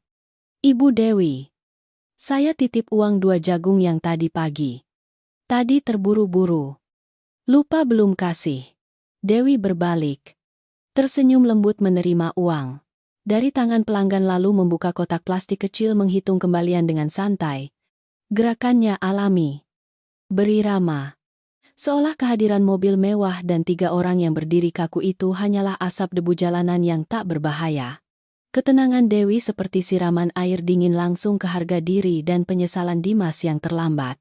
Ia menatap cara Dewi memegang uang receh. Melihat cara ia melindungi perut hamilnya dengan harga diri yang diam-diam. Hatinya dipenuhi. Rasa pedih bercampur kemarahan yang tak tertahankan. Ia ingin berlari. Ingin meraih bahu kurus itu. Ingin bertanya mengapa ia menyembunyikan hal yang mengejutkan itu darinya. Mengapa ia rela memilih hidup susah berjualan di kaki 5 yang penuh debu ini daripada membuka mulut kepadanya. Dimas berniat melangkah maju namun Sekar sudah lebih cepat selangkah. Ia dengan cerdik menggunakan anak itu sebagai alasan. Sambil menarik pelan ujung baju Dimas juga. Memberi isyarat kepada anak kecil itu untuk berbicara. Ayah Dimas. Aku takut lomba. Teman-teman sudah masuk semua. Ayah. Kata-kata anak itu seperti rantai tak terlihat yang menahan langkah Dimas. Sekar menatap Dimas dengan tatapan memohon. Setengah meminta. Setengah mengingatkan tentang kewajiban saat ini. Mas Dimas. Mohon. Demi anak ini dulu. Bapak dan ibu di rumah sedang menunggu kabar baik dari cucu. Mas tidak bisa mengabaikan cucu saat ini. Dimas berdiri. Terpaku di tempat. Napasnya tersengal-sengal. Di satu sisi ada anak berusia 8 bulan dalam kandungan mantan istrinya yang berdiri di bawah terik matahari dan debu. Dan di sisi lain ada anak angkat beserta wanita yang memegang ketenangan palsu keluarganya saat ini. Dimas jatuh ke dalam konflik batin yang kejam. Akhirnya, di bawah tekanan, Sekar dan desakan anak itu, Dimas mengatupkan gigi. Membiarkan Sekar menariknya menuju aula sekolah. Namun, langkah kakinya terasa berat seperti terbebani timah. Dimas tak henti-hentinya menoleh ke belakang melihat sosok Dewi yang semakin kecil seiring jarak. Ia kembali membungkuk membereskan gerobak jualan yang tersembunyi di balik pohon ketapang yang diterpa terik matahari. Dimas masuk ke ruang lomba. Namun pikirannya telah sepenuhnya tertinggal di luar gerbang sekolah. Benih keraguan, penyesalan, dan rasa tidak nyaman yang mengerikan telah tertanam kuat di hati Dimas. Mulai tumbuh dan merobek-robek hatinya setiap menit dan setiap detik. Suara pengeras suara bergema dari aula. Lomba melukis terus berdengung di telinganya. Namun Dimas tak bisa mencerna satu kata pun. Ia duduk di kursi kayu di barisan orang tua. Kedua tangannya saling menggenggam hingga buku-buku jarinya memutih. Anak angkatnya sedang asyik mewarnai beberapa garis meja dan Sekar, duduk tepat di sampingnya. Sesekali memiringkan kepala membisikkan kata-kata lembut. Berusaha menciptakan suasana damai yang palsu. Namun Dimas tahu kedamaian itu sudah hancur sejak saat ia melihat perut hamil Dewi di bawah terik matahari di luar gerbang sekolah. Gambaran mantan istrinya yang membungkuk mengangkat barang. Berkeringat di samping gerobak jualan seperti film gerak lambat. Terus-menerus terulang di benaknya. Perut hamil yang sudah jelas itu seperti tanda tanya besar. Menyakitkan dan kejam. Menancap langsung pada harga dirinya. pada kebijaksanaan yang selalu ia banggakan. 7 bulan berlalu sejak perceraian. Angka itu terus menari-nari di kepala Dimas. Jelas dan akurat hingga tak mungkin ada kesalahan biologis. Anak dalam kandungannya sudah berusia 8 bulan. Ia telah mengandung darah dagingnya bahkan sebelum mereka berdua berdiri di pengadilan untuk mengakhiri sebuah pernikahan. Namun ia memilih diam dan pergi. Memilih hidup susah di kaki lima yang penuh debu. Daripada membuka mulut kepadanya. Tidak mencari belas kasihan atau uang tunjangan. Dimas merasakan aliran dingin menjalar di punggungnya. Diikuti oleh penyesalan yang samar namun sangat menyakitkan. Mengapa seorang wanita yang dulu lemah dan bergantung padanya bisa menjadi begitu kuat dan kejam? Ia melirik Sekar. Wajah Sekar saat ini sudah kembali ke ekspresi tenang seperti biasa berkat riasan yang cermat. Namun kedua tangannya yang diletakkan di pangkuan tanpa sadar menggenggam erat tas kulitnya. Kekhawatiran tak bisa disembunyikan dalam tatapan matanya yang sesekali menghindar. Untuk pertama kalinya setelah bertahun-tahun, Dimas melihat sekretaris kepercayaannya dengan lensa yang berbeda. Lensa keraguan. Sekar. Dimas memulai.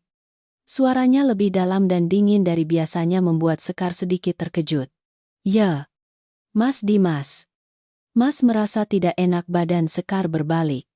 Matanya berkilau penuh perhatian. Nada suara manis yang biasa tiba-tiba membuat Dimas merasa sedikit risih. Mengenai pembukuan dana cadangan keluarga tahun lalu. Kamu yakin tidak ada kesalahan dari pihak bank? Kan Dimas bertanya. Matanya menatap tajam wajah Sekar. Tidak melewatkan ekspresi terkecil pun. Senyum di bibir Sekar mengeras dalam sekejap sebelum ia dengan cerdik menundukkan pandangannya. Nadanya berubah menjadi sedikit sedih. Tercekat. Mas Dimas.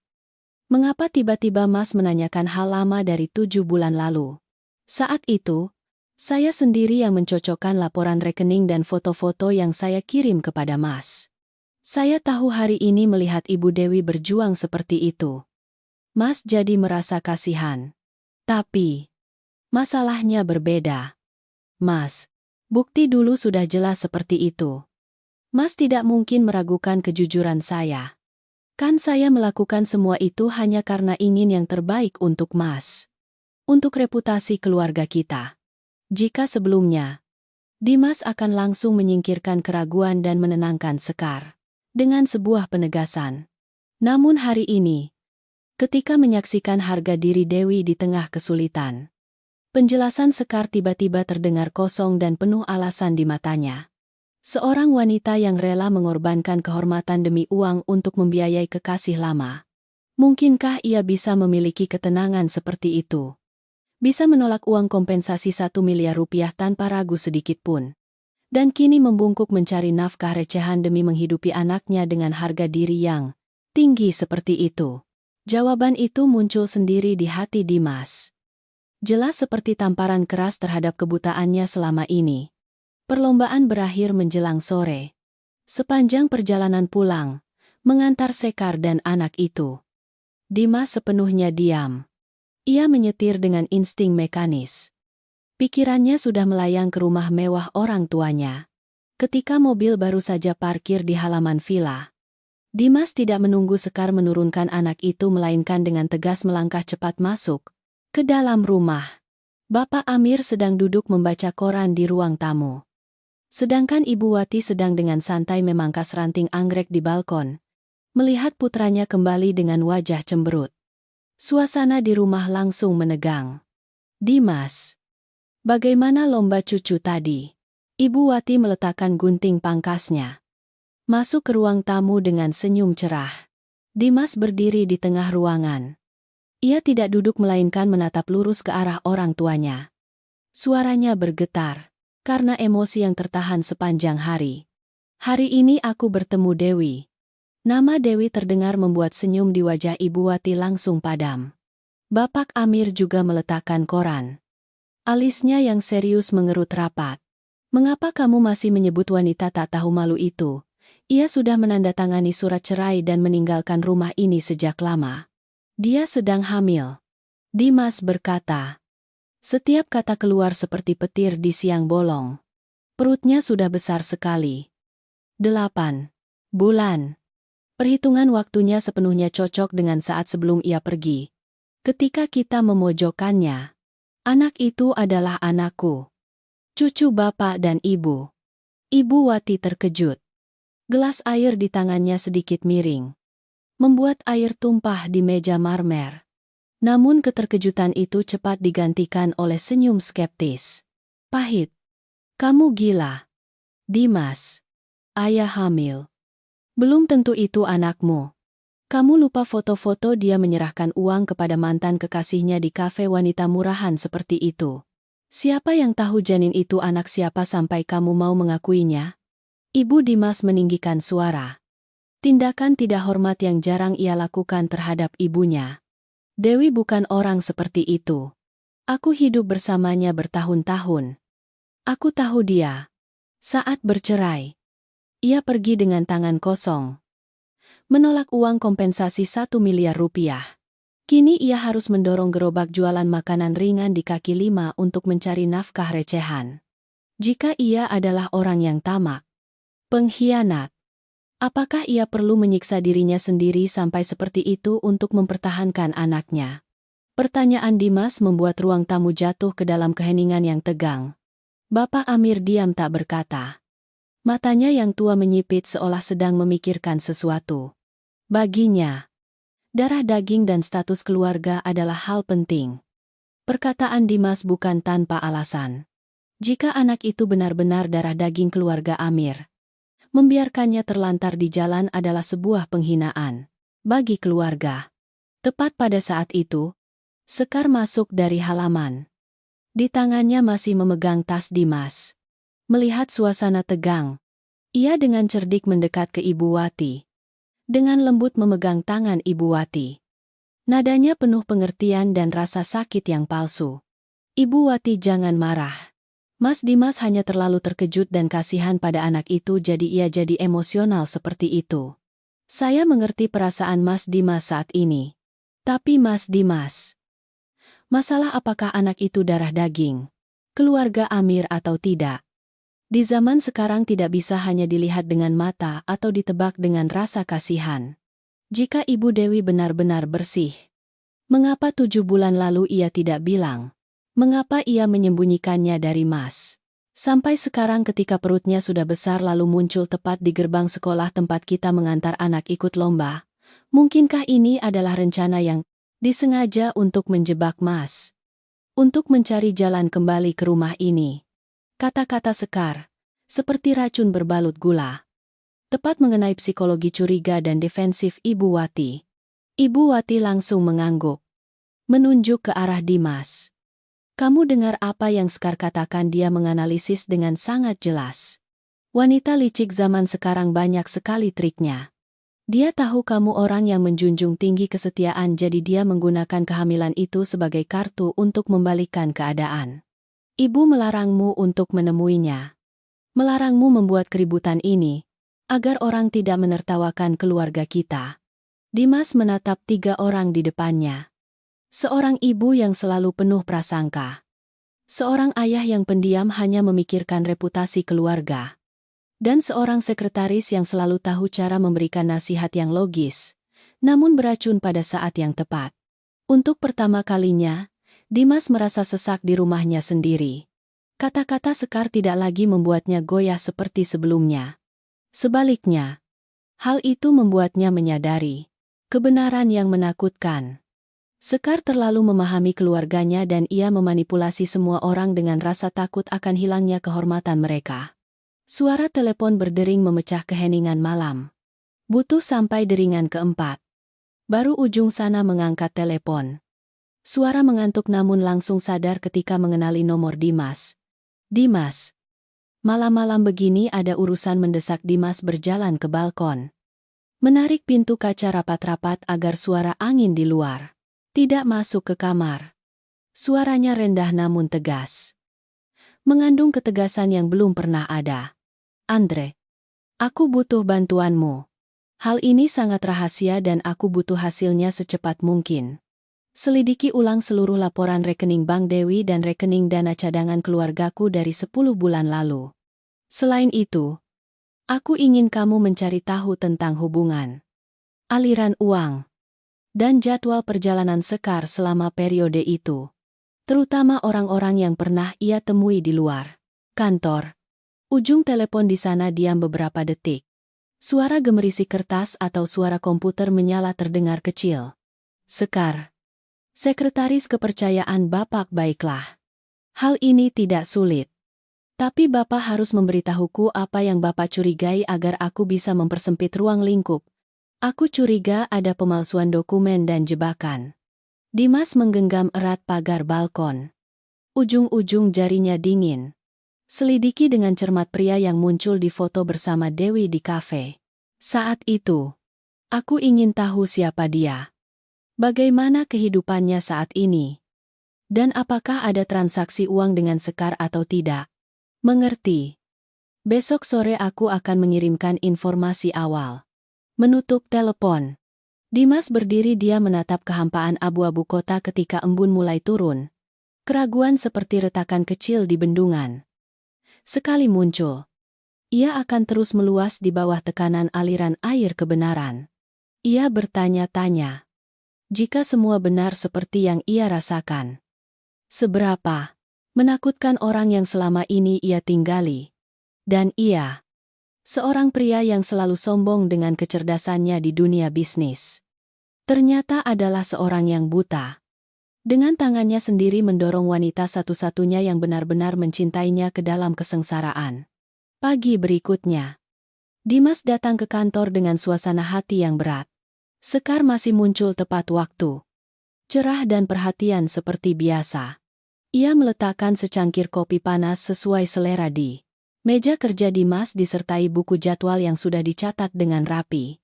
Mas Dimas, pagi ini Mas ada pertemuan dengan klien pukul 10. Setelah itu makan siang bisnis. Saya sudah menyiapkan dokumennya di sini. Sekar tersenyum. Matanya menatap Dimas penuh perhatian. Namun sedikit ragu. Seolah sedang menyelidiki apakah sisa-sisa kemarahan semalam di rumah keluarga Amir sudah hilang. Dimas tidak mendongak. Ia hanya mengangguk pelan. Nadanya terdengar tenang seolah tidak terjadi apa-apa. Baiklah. Letakkan saja di sana. Nanti jika ada yang perlu kamu tangani, aku akan memanggilmu. Sekar berhenti sejenak. Seolah merasakan jarak tak terlihat dalam sikap Dimas. Namun ia cepat menyembunyikannya dengan anggukan kepala kecil lalu keluar. Melihat punggung ramping.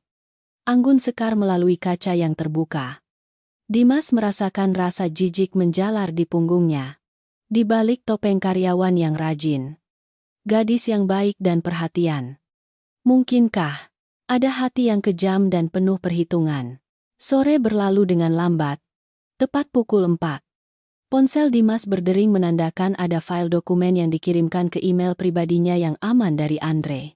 Dimas segera mengunci pintu ruang kerja. Menyalakan komputer dan membuka file. Barisan tulisan, angka, dan gambar yang muncul di layar membuat mata Dimas menyempit. Dadanya sesak. Perasaan malu dan marah memuncak. Kebenaran bahkan lebih kejam dan kotor dari semua yang bisa ia bayangkan. Menurut laporan pemeriksaan dari teknisi keamanan siber dan detektif, kekurangan dana di dana cadangan keluarga sama sekali tidak ditarik oleh Dewi. Sekar telah menggunakan hak akses sistem akuntansi internal yang dipercayakan Dimas, dengan cerdik memindahkan dana melalui banyak rekening perantara. Lalu membuat bukti palsu untuk menuduh rekening Dewi. Lebih menjijikan lagi, pria yang muncul di foto bersama Dewi di kafe adalah mantan kekasihnya. Namun ia sama sekali tidak tahu ia dijebak. Ibunya memang sakit parah dan Dewi memang meminjamkan uang. Namun, Sekar sendirilah yang menyewa detektif swasta untuk mengikuti Dewi selama berminggu-minggu. Memilih sudut pengambilan gambar yang sensitif untuk mengubah pertemuan membantu orang menjadi kasus perselingkuhan yang busuk. Bahkan laporan itu juga menunjukkan transaksi transfer uang sebesar 20 juta rupiah dari rekening sampingan Sekar kepada fotografer lepas itu. Tepat setelah foto itu disebarkan, Dimas terhuyung ke kursi. Kedua tangannya memegang kepala. Ia merasa jijik pada dirinya sendiri.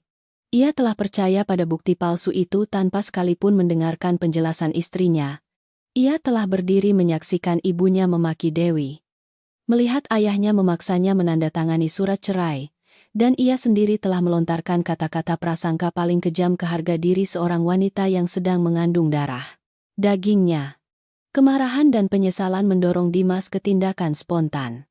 Ia bangkit, membawa ponsel berisi seluruh bukti, membuka pintu kamar dan langsung keluar. Ia tidak memanggil Sekar ke ruang rapat melainkan menghadapi wanita itu di meja kerja di area lobi luar. Tempat para karyawan lain sudah hampir pulang.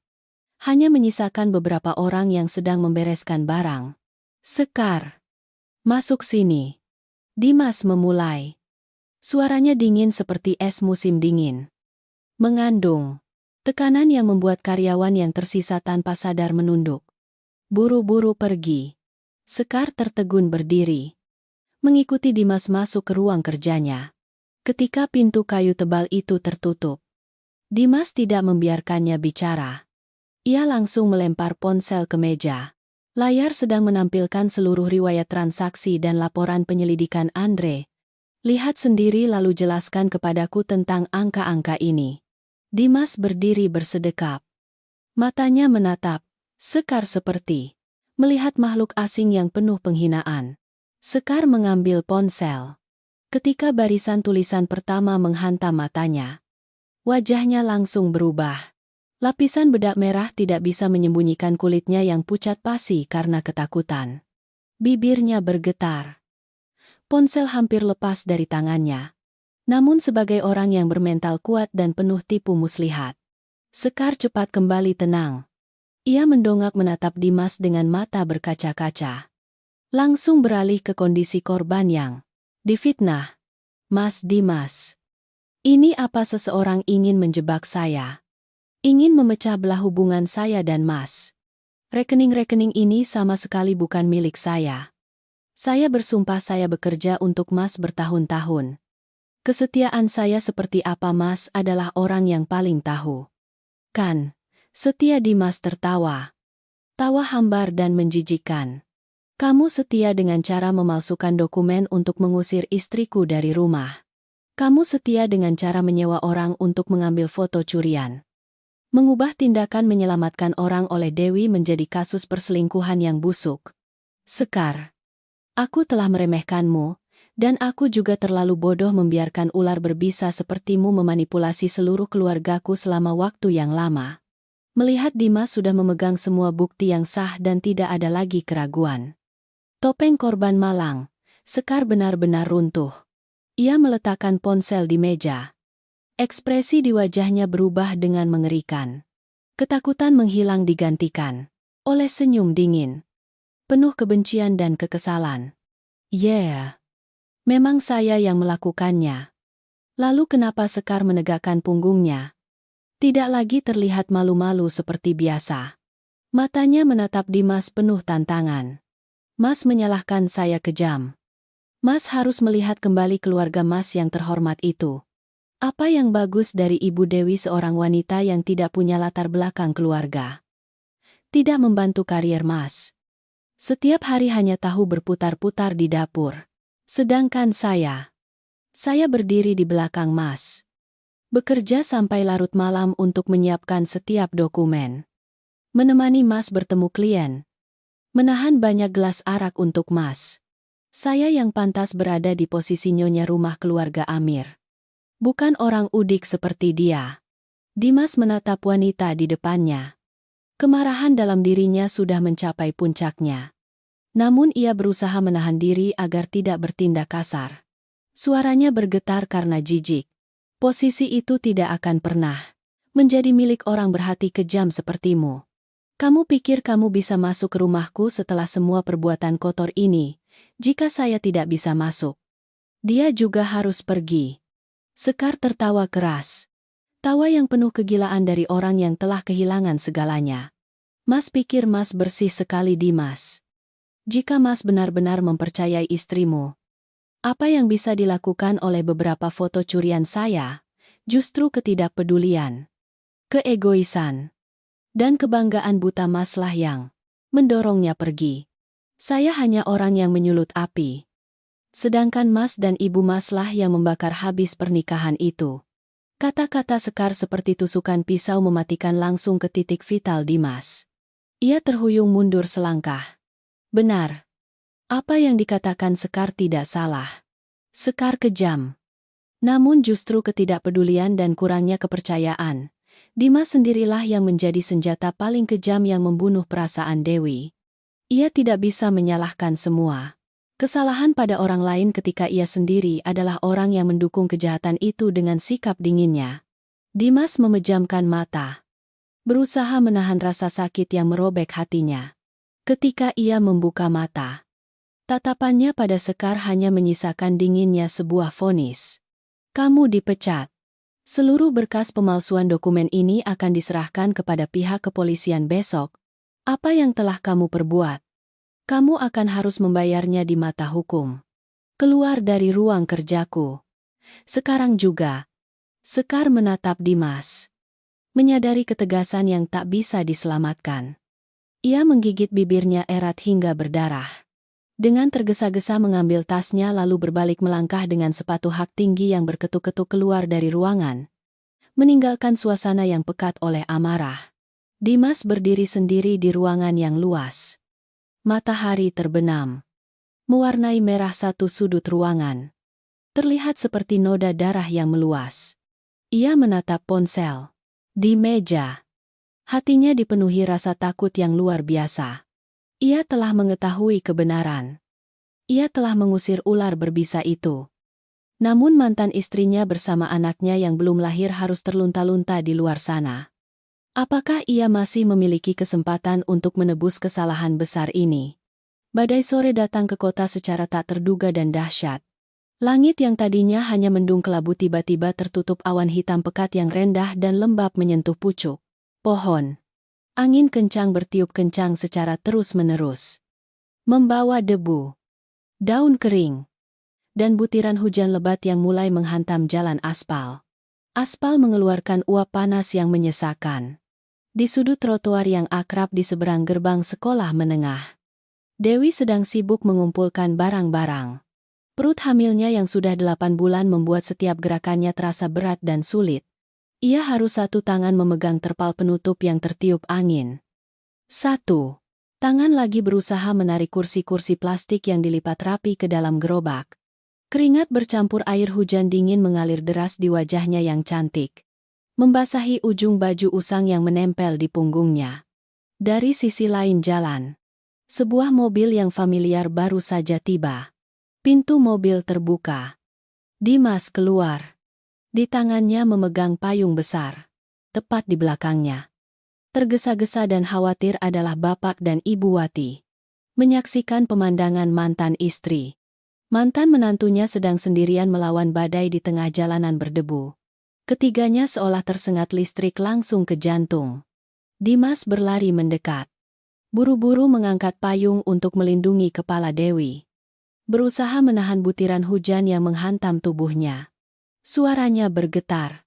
Hilang di antara guruh yang menggelegar. Devi, biar aku yang bantu. Kita berteduh di rumah. Berbahaya sekali. Dewi terhenti sejenak ketika melihat Dimas dan mantan mertuanya. Namun keterkejutan itu tidak berlangsung lebih dari 1 detik di matanya. Digantikan oleh ketenangan yang dingin. Tanpa sedikit pun panik. Tanpa sedikit pun keluhan. Ia dengan lembut, namun tegas menepis tangan Dimas yang memegang payung. Matanya menatap Dimas tanpa sedikit pun kehangatan. Hanya ada jarak tak terbatas. Tidak perlu. Mas Dimas. Saya bisa sendiri. Selama berbulan-bulan tidak ada yang memayungi. Saya dan anak saya tetap hidup baik, melewati hujan dan panas. Setelah berkata begitu, Dewi berbalik, melanjutkan membereskan setiap barangnya sendiri. Dengan sabar mendorong gerobak kecilnya dan menempatkannya di bawah teras sebuah rumah yang tertutup di dekatnya. Penolakan lembut namun tegasnya seperti tusukan pisau langsung ke harga diri dan penyesalan Dimas yang terlambat. Ia berdiri terpaku di bawah hujan. Payung di tangannya tiba-tiba terasa tidak berguna dan konyol. Ketika hujan mulai reda, hanya menyisakan suara tetesan air yang jatuh merata di atap seng. Dimas bersama bapak dan ibu Wati mencari hingga ke kamar kos kecil Dewi yang terletak jauh di dalam gang gelap. Kamar itu kurang dari 15 meter persegi. Kosong dan sederhana. Hanya ada dipan kayu, lemari pakaian kecil, dan sudut kompor gas industri yang berbau minyak. Di meja mereka meletakkan hadiah-hadiah perawatan kesehatan kehamilan sederhana yang telah mereka siapkan dengan susah payah. Beberapa kotak susu ibu hamil, sarang burung walet kualitas super, dan berbagai makanan bergizi. Barang-barang mahal ini terlihat sangat kontras di ruang kos yang miskin namun rapi. Ibu Wati melihat sekeliling kamar lalu melihat ke bawah pada kaki Dewi yang bengkak karena kekurangan darah, tangan yang kapalan dan juga beberapa luka bakar minyak. Rasa sakit, penyesalan, dan rasa malu memuncak di hati ibu mertua yang pernah meremehkannya. Ia mendekat, tak kuasa menahan air mata dan menggenggam kedua tangan Dewi yang kasar. Kedua tangan yang dulu terawat lembut kini sudah menunjukkan bekas-bekas kerja keras mencari nafkah. Devi, ibu minta maaf. Nak, Ibu Wati menangis terseduh-seduh. Air mata penyesalan yang terlambat mengalir di wajah tuanya yang penuh kerutan. Ibu salah. Nak, semua ini karena keluarga ini buta. Tertipu oleh Sekar jadi kami memperlakukanmu dengan kejam seperti itu. Lihatlah. Hamil besar seperti ini. Tapi harus tinggal di tempat lembab. Harus kehujanan dan kepanasan mencari nafkah recehan seperti ini. Bagaimana bisa tahan ibu mohon? Nak, pulanglah ke villa bersama kami. Pulanglah. Nak, biar ibu yang merawatmu. Menyiapkan kondisi medis terbaik untuk melahirkan cucu. Anggap saja memberi kami kesempatan untuk memperbaiki kesalahan. Bisakah? Nak Dewi diam-diam menatap wanita yang menggenggam erat tangannya dan menangis. Ia tidak lagi menepis dengan dingin. Namun ia juga tidak membalas genggaman. Wajahnya memancarkan kesedihan yang mendalam. Kesedihan atas apa yang telah berlalu. Namun matanya sangat teguh. Ia tersenyum. Senyum tipis dan dingin seperti embun malam. Ibu, saya berterima kasih atas hadiah-hadiah ini dari Bapak dan Ibu. Tapi saya tidak bisa kembali lagi. Saat saya keluar dari rumah itu di tengah hujan 7 bulan lalu, saya sudah mati sekali. Luka-luka. Makian-makian saat itu telah memutuskan tali takdir antara saya dan keluarga Amir selamanya. Dewi perlahan menarik tangannya. Ia meletakkan tangannya di perut hamilnya yang besar. Matanya berkilauan dengan cahaya suci kasih sayang seorang ibu. Anak ini milik saya. Ia akan hidup dengan kehangatan api kompor kaki 5 ini. Dengan uang bersih yang dihasilkan dari kedua tangan kapalan ini. Ia tidak butuh kemewahan yang disertai keraguan. Saya tidak ingin anak saya nanti tumbuh di rumah di mana kehormatan ibunya bisa dinilai dengan uang atau ditimbang-timbang oleh prasangka. Dimas berdiri di samping. Mendengar setiap kata Dewi membuat hatinya seolah tercabik-cabik menjadi ratusan keping. Ia melangkah maju. Suaranya tercekat. Matanya merah karena penyesalan. Devi, aku tahu aku tidak pantas dimaafkan olehmu. Ketidakpedulian. Keegoisanku dulu telah membiarkan kejahatan merugikanmu. Tapi anak itu adalah anakku. Aku punya tanggung jawab untuk memberikannya masa depan terbaik. Aku sudah memecat Sekar dan menyerahkannya kepada hukum. Kamu tidak perlu menghukumku dengan menyiksa dirimu dan anak kita seperti ini. Dewi mendongak menatap Dimas. Tatapannya kini tidak lagi ada penghindaran. Tidak ada kebencian dari malam perceraian yang lalu. Melainkan tatapan seorang yang telah sepenuhnya melewati badai untuk berdiri di tingkat yang berbeda. Mas Dimas. Mas keliru antara menghukum dan memilih hidup. Saya tidak menyiksa diri. Saya sedang menjalani hidup yang paling mandiri dan bermartabat yang pernah saya miliki. Saya dengan tegas menolak untuk kembali atau menerima uang kompensasi besar darimu bukan karena saya membencimu, melainkan karena saya tidak ingin hidup saya sekali lagi terikat oleh belas kasihan atau karena kewajiban yang dipaksakan. Ia berhenti sejenak. Menarik napas dalam lalu melanjutkan dengan nada yang rasional dan jelas. Anak ini membawa darah dagingmu. Itu adalah fakta biologis yang tidak bisa disangkal. Oleh karena itu, saya tidak akan egois sampai memutuskan sepenuhnya hakmu sebagai ayah. Setelah anak ini lahir, saya setuju untuk mengizinkanmu memenuhi kewajiban sebagai ayah secara hukum. Mas memiliki hak untuk mengunjungi. Memiliki hak untuk mendukung pemeliharaan anak sesuai ketentuan. Namun semua itu hanya berhenti di situ. Seperti dua orang dewasa yang beradab yang memiliki satu anak bersama.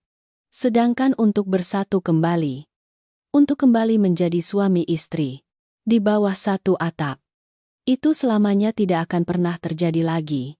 Pernyataan Dewi tegas, lugas, dan penuh logika membuat seluruh kamar kos jatuh ke dalam keheningan yang luas. Bapak Amir yang sedari tadi diam di sudut kamar, kini menghela napas pelan. Ia menatap Dewi dengan tatapan yang sama sekali berbeda. Tidak lagi ada penghinaan dari seorang kepala keluarga kaya, melainkan rasa hormat yang mendalam terhadap harga diri dan semangat kuat seorang wanita. Ayah, mengerti. Ketika seorang wanita telah menemukan kekuatan dari kemandirian dan naluri keibuan, tidak ada kekayaan atau permohonan yang bisa menggoyahkan mereka lagi. Dimas menunduk. Air mata penyesalan yang terlambat jatuh membasahi lantai semen yang lembab. Ia mengerti bahwa ia telah selamanya kehilangan wanita ini. Kehilangan kesempatan untuk menjadi suami yang berarti di sampingnya.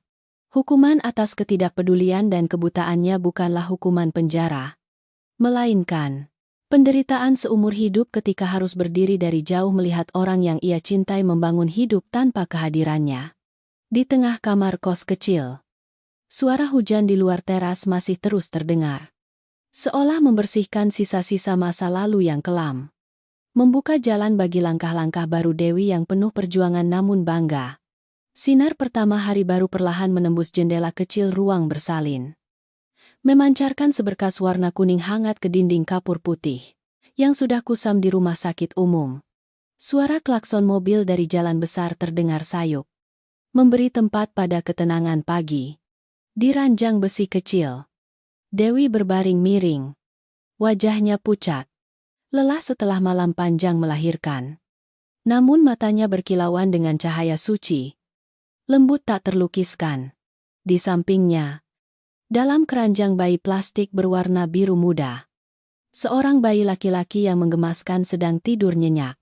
Anak itu memiliki hidung mancung seperti Dimas. Namun dahi lebar dan bibir terkatup rapat menunjukkan keteguhan ibunya. Napasnya yang teratur dan kecil seperti obat ajaib, meredakan semua rasa sakit fisik yang samar-samar menjalar di tubuh Dewi. Ia perlahan mengulurkan jari telunjuknya menyentuh lembut tangan kecil anaknya yang terkepal. Anak itu seolah merasakan kehangatan ibunya. Bibir kecilnya bergerak-gerak, lalu kembali terlelap dalam tidur yang damai. Di sudut kamar, jauh dari ranjang bayi, agar tidak mengganggu kedua ibu dan anak, Dimas sedang duduk di kursi kayu tua. Ia mengenakan pakaian sederhana. Janggut tumbuh tipis setelah semalam begadang di koridor ruang bersalin. Matanya tertuju pada Dewi dan anaknya. Di sana tak ada lagi keangkuhan, kesombongan masa lalu, melainkan hanya rasa hormat yang mendalam, kesabaran, dan kesedihan yang diam-diam. Dimas menerima posisinya sebagai pengamat, seorang yang memperbaiki kesalahan dari jauh. Seperti yang telah Dewi putuskan di malam hujan itu. Ia tidak melampaui batas untuk menjadi seorang suami. Namun ia hadir di sini sebagai seorang ayah yang belajar bertanggung jawab atas darah dagingnya. Dewi mendongak menatap Dimas. Matanya bertemu dengan matanya, tanpa sedikit pun penghindaran, tanpa desahan napas yang dipaksakan. Di antara mereka, keheningan panjang berlangsung, namun tidak lagi menyesakkan seperti hari-hari hidup di rumah mewah itu. Pulanglah. Istirahat, Dewi berkata. Suaranya serak namun tenang. Di sini ada perawat yang mengurus. Nanti teman-teman dari kosan juga akan datang menjengukku. Dimas perlahan bangkit, mendekat keranjang bayi sebentar. Melihat anak laki-lakinya yang tertidur pulas lalu menatap Dewi. Suaranya rendah tercekat.